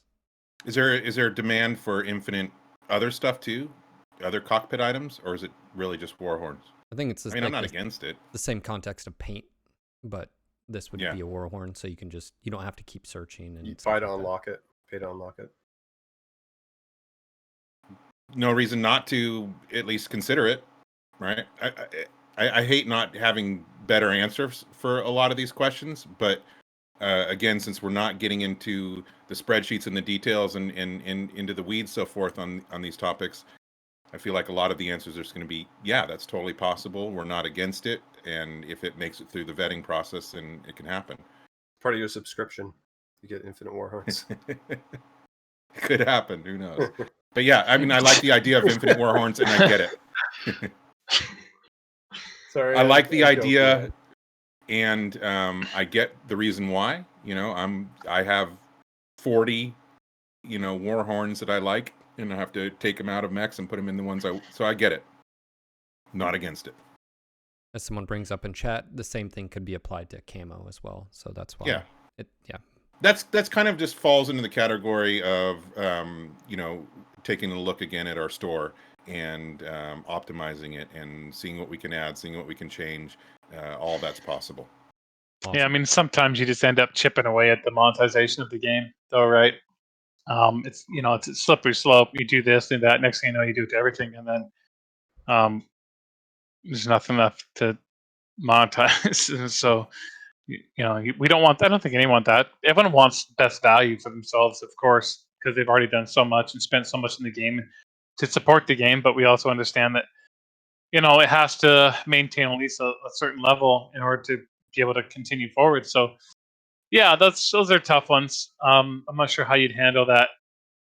Once you're basically saying, hey, give me an option to essentially never have to buy this again, ever, kind of thing. So it's a slope.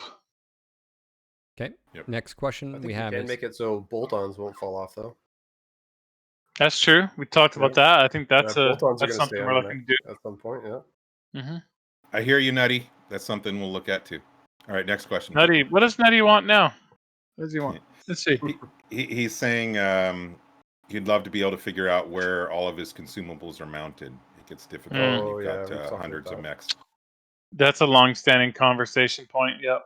Little search feature thing. Quality Where of is life. My coconut monkey? That's Wait, right. where is my on an island standing item? Where is it? No, that's something we can look at. All right. Horseman says, you know what's missing from the entire monetization system? Faction packs that contain lore appropriate chassis and camo patterns and decals unlocks to go with them. Well, Shouldn't that's a have a bundle. massive oversight by Matt right there. Wow. That's why we hired Daeron Daeron, you should have found that by to now. do my I job know. for me.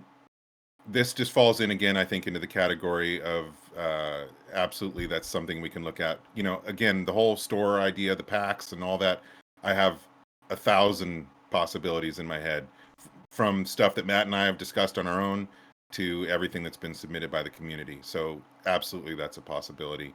It just needs to get worked out. Okay, next question. And this is actually, I saw this multiple times, so it's in reference to these mechs, but also others.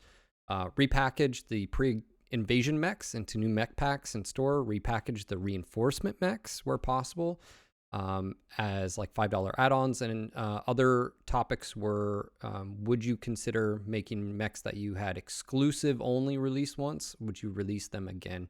And this specific question was from Horseman again. Yeah, I think at one point I've talked to Russ. Interesting. I'm like, I wanted to retire all the mech packs. I wanted to like get rid of them one at a time and take all the content and repurpose it into a new mech pack. Well, it's an interesting subject because it kind of brings up Phoenix. Phoenix was probably the only mech pack that once upon a time we made the mistake. At least I believe now it was a mistake in order to state that it would never be released again. In the way that it was released. So, you know, we've looked at those models and looked at a way that we can provide people with the unique geometry without going back on what we said at that point. But it would be easier if the whole community just said, you know what, that was freaking 7+ years ago. We would love it if you just brought the Phoenix mech pack back. That'd be great. I think that just kind of ties into it. But even without that, I think there's a way for us to maybe bring back those mechs in a sense, not exactly in the fashion they were with Phoenix, of course, but I think that relates a little bit to the question anyhow, as far as exclusive mechs that can be brought back and at some later date. That's the first thing that popped in my mind anyhow. Maybe there's another example that we could discuss as well, but I can't think of anything quite in the same examples range as Phoenix. Gold mechs. Yeah, hey man, the gold mechs. There was someone local here in Vancouver. I forget his name. He's probably listening. He's been to every event we've ever put on. Every single event, MechCon or the launch party, he has to come up to me and ask me if I'll sell him a gold summoner. And I don't have one to sell him. I mean, but yeah, I know the gold mechs were more trouble than they were worth, as you know. That was. I'm gonna continue to blame IGP on that. That was their, especially the $500 gold thing. That was them. Was it 500? Yeah, 500. Yeah. At one point it was 500 for just the mech, but then we started selling them 500 and you got the complete clan pack with it. Wow.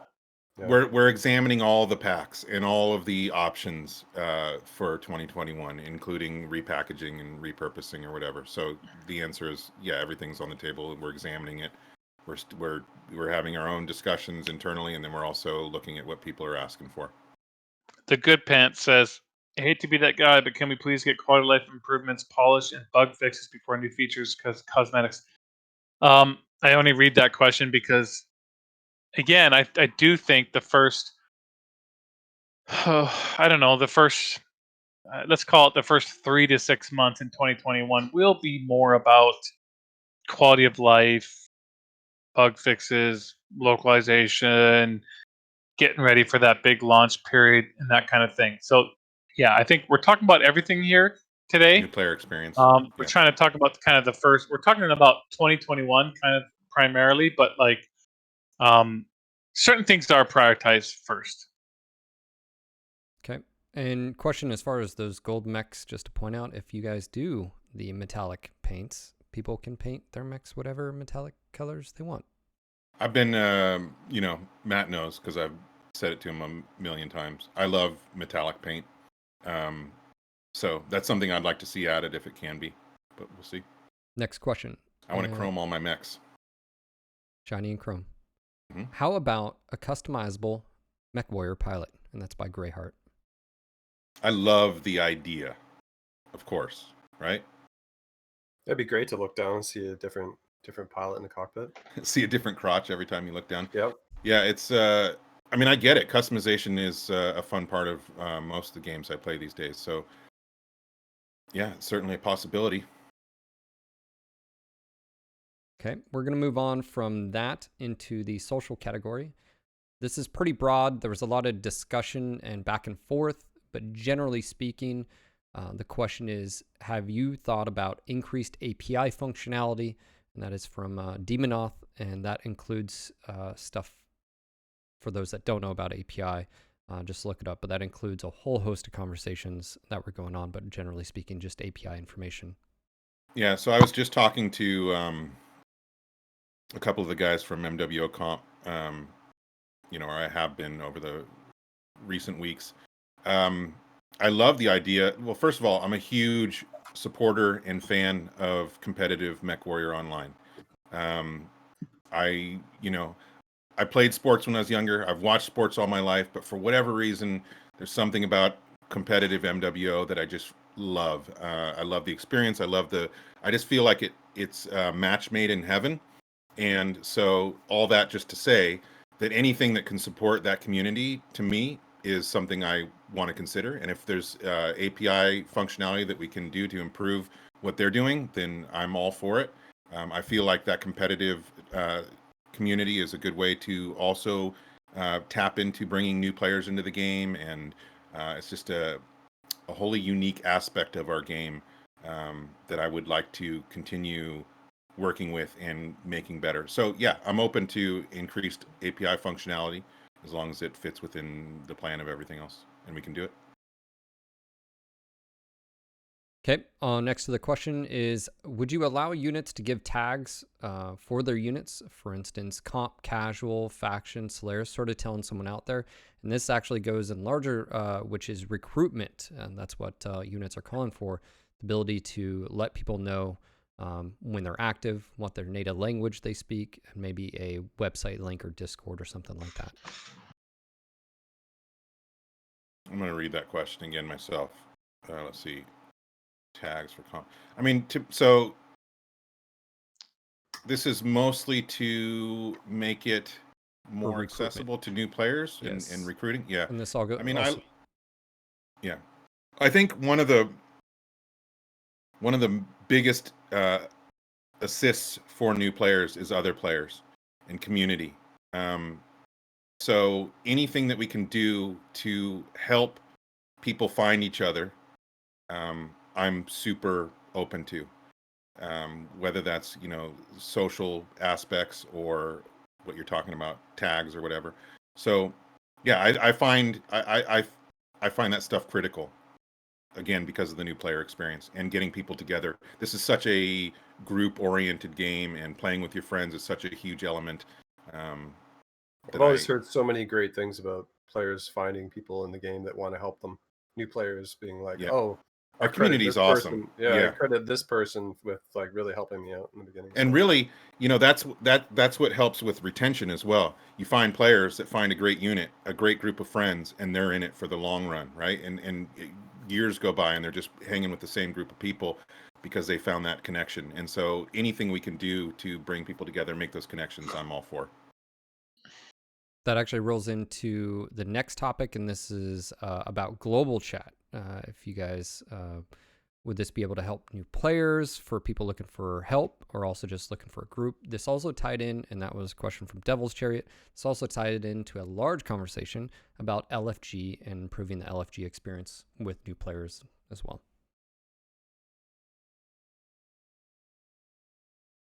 Global chat. Yeah. Daeron, what are we doing with global chat? Come on. I was just trying to think about, is there any downside to it? Thanks for the question, Devil's Chariot. Yeah, I mean, that's what I was just saying in terms of other social aspects that we can do to help new players. And so certainly global chat, recruitment chat, whatever is are things that could help. So yeah, open to it. Awesome. Well, didn't we have global chat in the faction play tab and it got killed because it was just rubbish kind of thing, or what? Somebody in a faction player needs to answer that. I honestly believe we did. I thought don't remember. in faction play we had global chat to begin with. Never seen global chat. Hmm. Global chat is messy and spammy. See that? So that's what I was. That's All why right. I Well, didn't answer right away. we'll have to go back and remind ourselves. Sure. Okay, gentlemen, we're going to Mhm. move on to the new player experience. This is a very broad topic.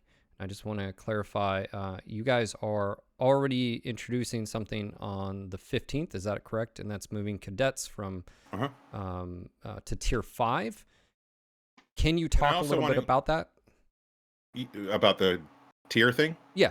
Just in general, the cadets moving there and stuff. Just let people know for those that don't know.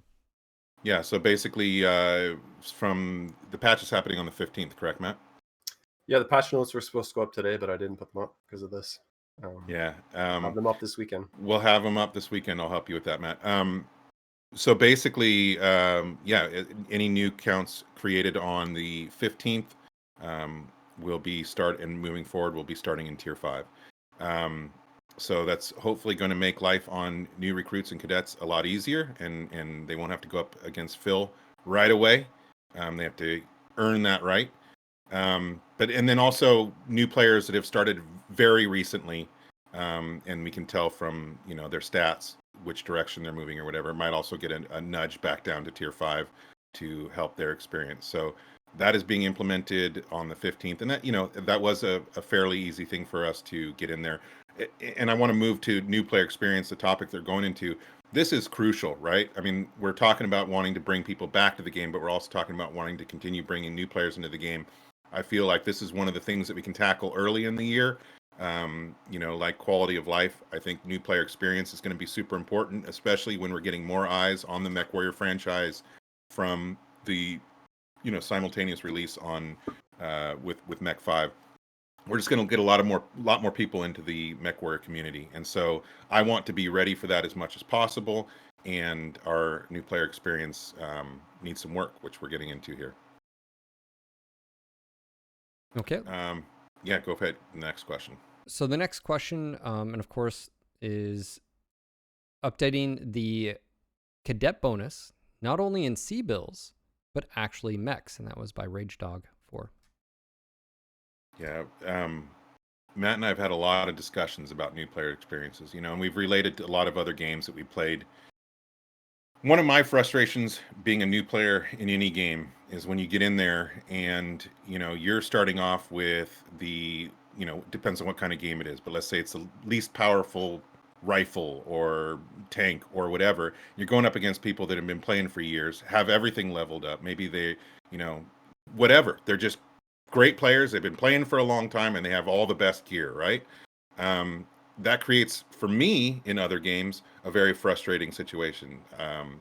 Like it's just a very big obstacle to be putting in front of new players and then saying also stick around. It's it's going to get better after 6 months.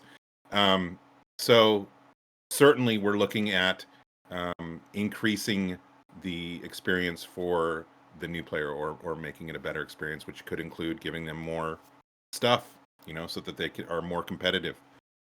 Definitely. Well, so yeah, we talked about this before the stream started. Again, talking about World of Tanks, it's one of the biggest complaints in World of Tanks. They have the same problem. I mean, they're a game that is. One thing I didn't realize is North America World of Tanks is quite a bit bigger than MWO, but still not as much bigger as you might imagine. If you look at the player server counts, at times it's like 6,000 even at times. Certainly bigger than MWO, but not monstrously bigger. But in Europe, it's like way bigger. Like, oh my god, like 10 times bigger than North America. And one of the biggest. So all in all, I guess what I'm saying. Then there's Russia. It's a big game, like it's massively bigger compared to MWO. The biggest complaint there is the fact that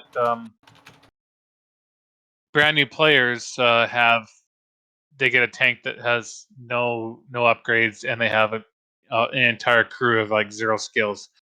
And then of course the people they're fighting, they have like a 6 skill crew and like the whole works. It's a long standing complaint over there too. So I understand it's a thing. but I also am just a little bit tentative because it feels like one of those things where it can be tried to, everyone has their own idea of like, here's what you have to do to fix it. And so we have to be careful there because there's a big rabbit hole to go down that. And obviously, I think you can have a really successful game, even with poor new player onboarding, and you can have an unsuccessful game with great new player onboarding. And a lot of it comes down to the core functionality. I mean, we all realize and understand that like Mechwarrior is a significantly harder game to get into than something like War of Tanks. So it's not easy. It's not an easy fix, and we could probably go 3 times further than some other game ever imagined doing in the new player onboarding experience and still not have as good a success at keeping new players coming on because of the complexity of the Mechwarrior control experience. So 100%, I think what we need to do though is just identify the best things we can target. And I did see some good ideas in the list there around even cadet, or well, not cadet, but the cadet bonus. I think originally we stuck with C bills rather than mechs because we did that on purpose. It was because MechWarrior is so rich in experience. I mean, it's hard for us to tell a player what they're gonna be, because you guys know players out there that play nothing but assaults, and they're great in assaults, and others that play lights, and others that play that mediums, and we don't know necessarily what someone's gonna be or what they want to play.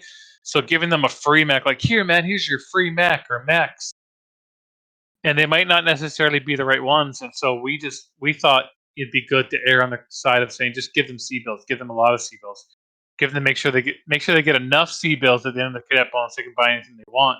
And that was our theory at the time. So like if we need to change that theory, if there's a better way to reward them at the end of the cadet bonus, then I'm all over that.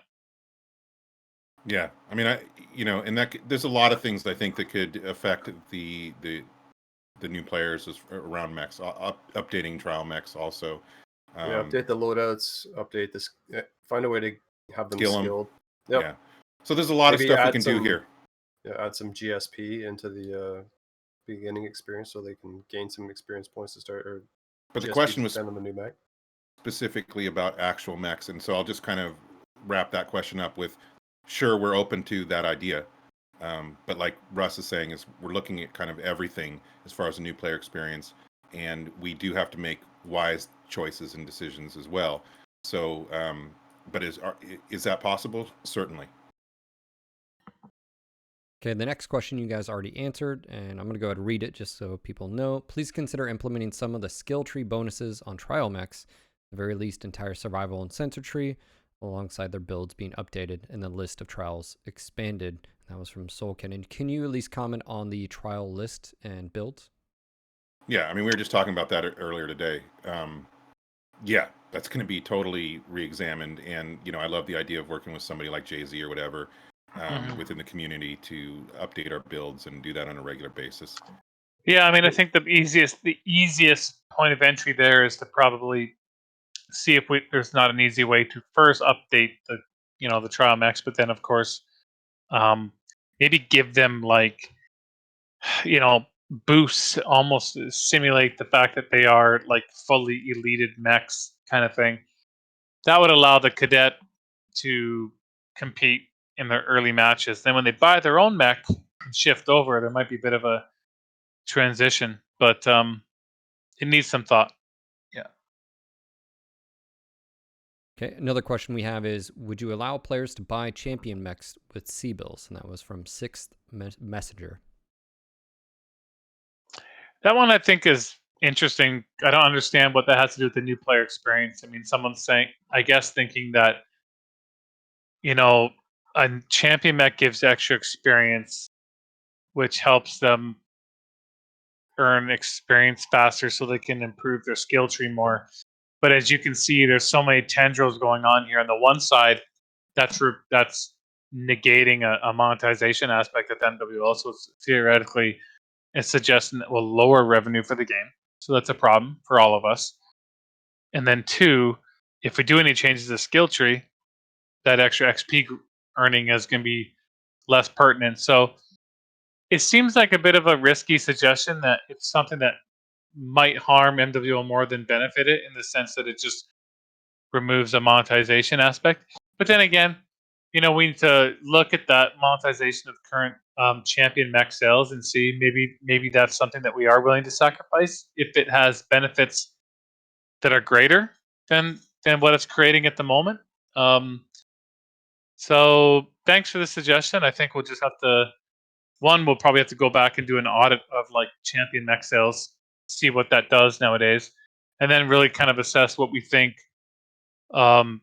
because right now this question is put in the new player category. So I have to kind of think of it like, well, how does it benefit new players situation? And then it probably relates to the skill tree question of whatever we do there as well, right? So yeah, there's a few tendrils there, but I don't know. That's how I'm looking at it right now. Maybe I'm overthinking it. Maybe you guys have different thoughts on that. No, I kind of agree with you, Russ. It's like if his reason for asking that question is so the guy who just went through 25 matches or 25 different matches and has all those C-bills wants to buy the mech he's been using. Maybe that's the logic behind it. I'm not sure. Yeah, I mean, we're not saying no. No. Yeah, we can totally consider that. I think it's just a suggestion for like improving. But obviously, we are just kind of pointing out that there's, my old saying, Phil, right? You don't know what you don't know. And so there's so many things happening here as far in terms of new player experience that could affect another thing, the butterfly effect. But certainly what he's talking about, we can examine and consider. I do want to bring up real quick, Aggie Law Girl in chat. First of all, Aggie, she's a streamer. Welcome to the community. New to the game. We love having you new players. She said, Discord, there could be a new player looking for help channel in Discord. So this is even though this is on our list, is not on our list of topics today. I do want to say that currently we have a Mechwarrior 5 Discord channel. We do not have a Mechwarrior Online Discord channel. However, I will be merging our Mechwarrior 5 Discord channel into a just complete Mechwarrior channel. We have subsections, one for Mechwarrior 5, one for MWO, and absolutely we will have a new player looking for help channel. So I meant to have that done already before going into the Christmas break, but things being put on my plate didn't happen. However, I will. Ooh, am I going to do this? Yeah, I'm going to promise I'll have this set up in January. So I really agree with, that's a very easy way to bring in assistance to new players. And so we will do that. Awesome. Next request we have is, can you change the default MWO install settings for mouse sensitivity between 0.1 and 0.2? And that's from Firewired. So just a new default setting? Yeah, and so that's, I watch a lot of streamers, right? And you can always tell, or even if you're just spectating, you can always tell a new player because they're all over the place trying to control themselves, and they don't quite have that down yet. So yeah, I can see that as being a possibility. I mean, seems easy if we agree that it should be. Yeah, I think MWO is literally the only game in the world where people turn their sensitivity as far down as they can, right? Well, I do it on most games. My sensitivity is always way down there. But yeah. Especially on controllers. Yeah. When I get on my console, it's like, my God, I have to turn those things down to like 5 out of 100. I'm just like, I'm brutal at the controller. Side note, but like, yes, I do agree that like controller sensitivity is really frustrating. You can almost tell. You can almost, by just looking at their mouse sensitivity, determine where they're at in their stage of learning MWO. You look at the highly skilled players, and you can just tell. So I agree that that's something that we could look at, and it would help. Okay, gentlemen, that's actually going to be it. But I saw one question, and this is actually towards Russ. And the person asked, I forget who this is, so sorry. Said, Russ, will or can you promote Mechwarrior Online in the Mechwarrior 5 main menu screen? I suppose we can. I would suggest it's probably not appropriate when you think about a situation where Mechwarrior 5 is on not just multiple PC platforms, but Xbox Series X, Xbox One X, Xbox S, fucking Xbox, all the Xboxes. It's it has to be done in a way that makes sense for everybody, all of our partners, including Microsoft. So I don't know, but I think the basis of the question there is like, Russ, can we please um, cross promote better when it comes to Mechwarrior 5 to Mechwarrior Online? And I totally agree with that. I just don't know if the front menu of Mechwarrior 5 is for sure appropriate. So yeah, I think I guess I'm just going to answer that by saying it is top of mind for us to say, hey, how do we cross promote better? So I think that's the best I can do for you right now. I know there's more we can do there. I just don't think it's probably the front menu. Okay. Yeah, and I can verify that discussions of cross promotion have been going on and so forth, and we'll have to figure it out. Who was that? Was that Phoenix? Yep. Phoenix. He Hi, wants Phoenix. to play Fortnite. I hear you. Yeah, Anyway, I think maybe it's like someone was just saying there, like you finish MechWarrior 5 at the very least, and it's like, congratulations, you won message is like, hey, if you want more, you can always replay the game, and there's all different ways to replay the game for new experiences, especially with the new upcoming DLC and the career modes. But also to say, there's Mechwarrior Online there if you want to go deeper with your experience from a PvP perspective. So yeah, I think there are some good ways.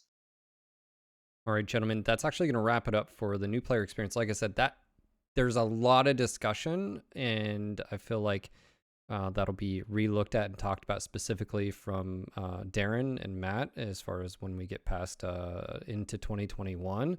But there was a lot of discussion going back and forth. So you're talking about in chat, or are you talking about on the forum? No, on the forums, specifically. Yeah. But as we wrap up here, what I want to do is I want to ask you each individually, just really quick, is there anything that you want to talk about, or tell the chat or someone who's listening on YouTube, and as we wrap up here? So I'll start with Daeron.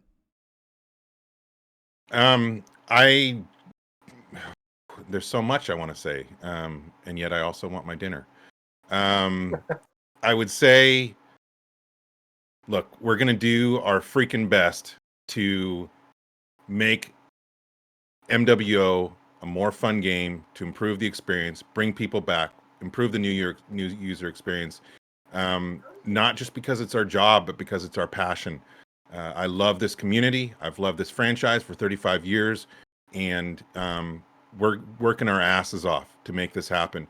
And even though we're going away for the holidays, that was part of the point of this town hall, was to just kind of communicate with you guys again before we take off. I'm going to still be here. I'm going to be playing. I hope you come hunt me and get some prizes. Like I said, we're doing a big streamer event. Check that out. We'll be announcing that probably early next week. And yeah, just if it's too frustrating for you to sit through the talking about talking, and like I said before, I get that. That's okay. Come back in January, and see what's going on. But if you have something to say and you want to be a part of the process, then please go to the command chair on the forums and keep being a part of the discussion. You guys have amazing ideas out there. I can't wait to see us start to implement those in the next year. And I'm just super happy to be here and super excited about working with Matt and the crew to make some real big changes. So awesome. Yeah, that's my...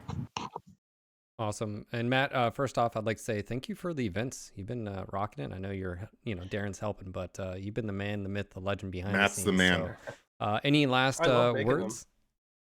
I love any final events. words before we kill you? My final words. I love making events. I love making sales. I love the community. I love engaging them. I know that some people can be salty and some people can be sugary, and I know that's just two sides of the same coin. Everyone's a big Mechwarrior fan, and we are too. One of the biggest Mechwarrior fans I know is actually Russ. So it's like, having had worked here for so long, and it's been a dream of him to make this game and stuff. So everything that we say and everything that we're talking about in terms of this, it's just an honor and a privilege to be able to provide you guys with this game and this content.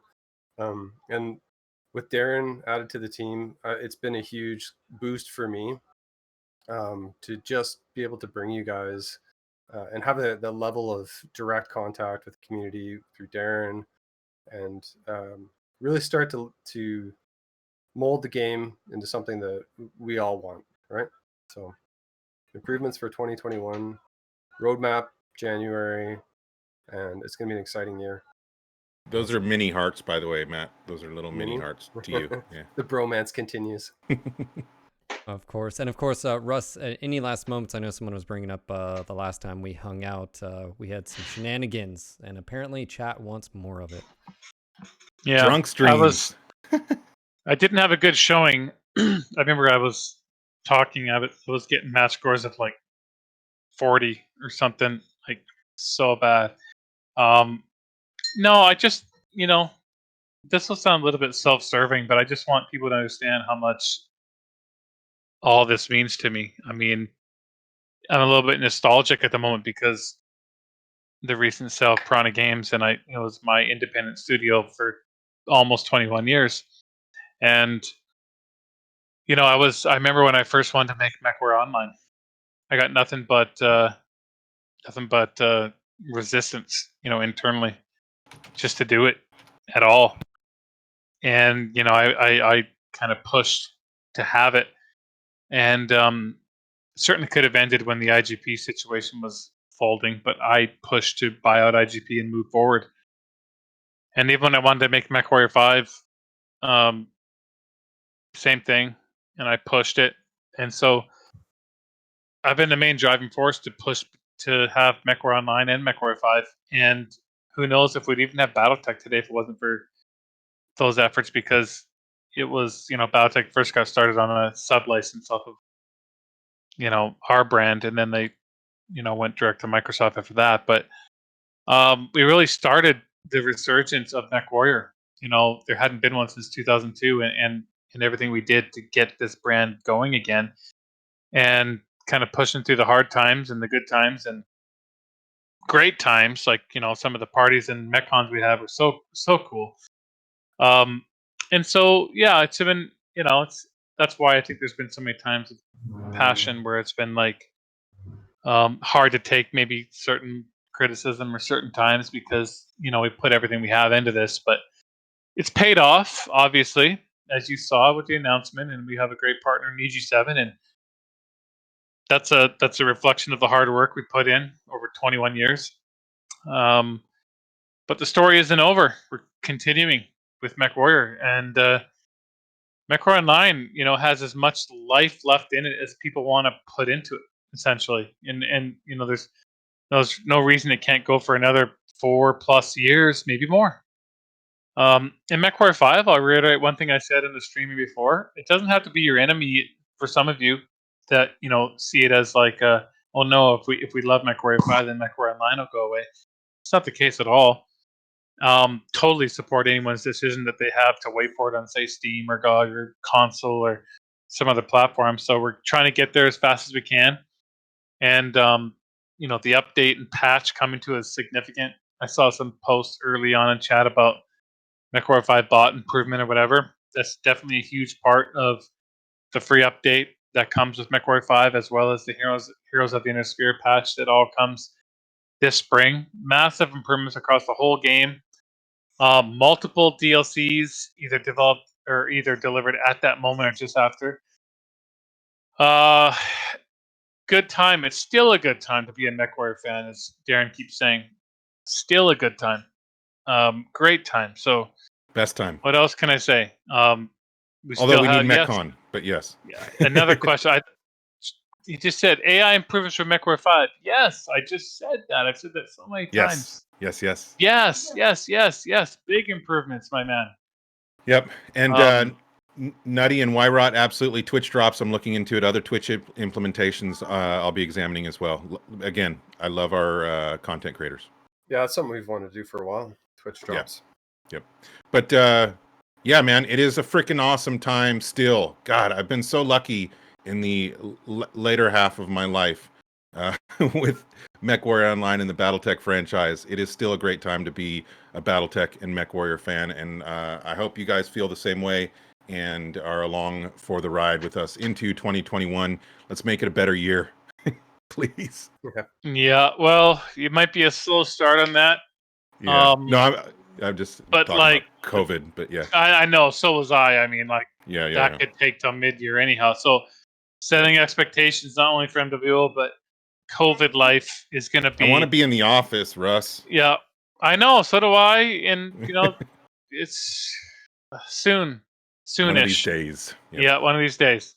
So in the meantime, we'll soldier on. Keep working hard at this for you guys, and let's have some fun over the holidays. We'll bump into each other in MWO and good times. Awesome. All right. Well, gentlemen, I want to say thank you again for answering, and everybody out there, quick shout out to all of the new followers to the channel. Welcome to NGNG TV, and look forward to seeing you guys as I stream. That all being said, I'm sure after the new year, we'll be sitting back down with these gentlemen and going deeper into 2021. So I look forward to that conversation. If I don't get to talk to you guys, happy, holidays and happy new year as well to everyone out there. So just want to say thank you again. And I will get this up on YouTube, which of course this is sponsored by Piranha Games. So there will be no ads, anything on YouTube. So you don't have to worry about that. So I just want to say thank you to sponsoring this and letting me moderate. So quick shout out to Piranha Games there. So thank you guys. Thank you, Phil. Have a great weekend. Yep. Yeah. Have a great weekend. Yeah. Have a great weekend. Yeah. And all of you guys have a great weekend. Have a great holiday. If we don't talk, Nutty Rat, I do have Sean working on that intro volume. That's also part of the new player experience. Yeah. So don't worry, guys. We got a lot of good stuff. No more questions. You're done. I'm cutting you off. And also, I'm just going to point on the record. To do this, guys. On the record, mm-hmm. I think we should give Matt and Daeron the weekend off where they don't have to post and they get family time. And patch notes got to go up, buddy. Patch notes, dude.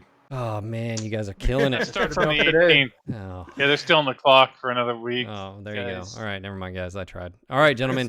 We got stuff we want to do. Have a great weekend. I will see all of you guys later. So until next time. See you guys. Bye, guys. Thanks, everyone. Thank you. Bye.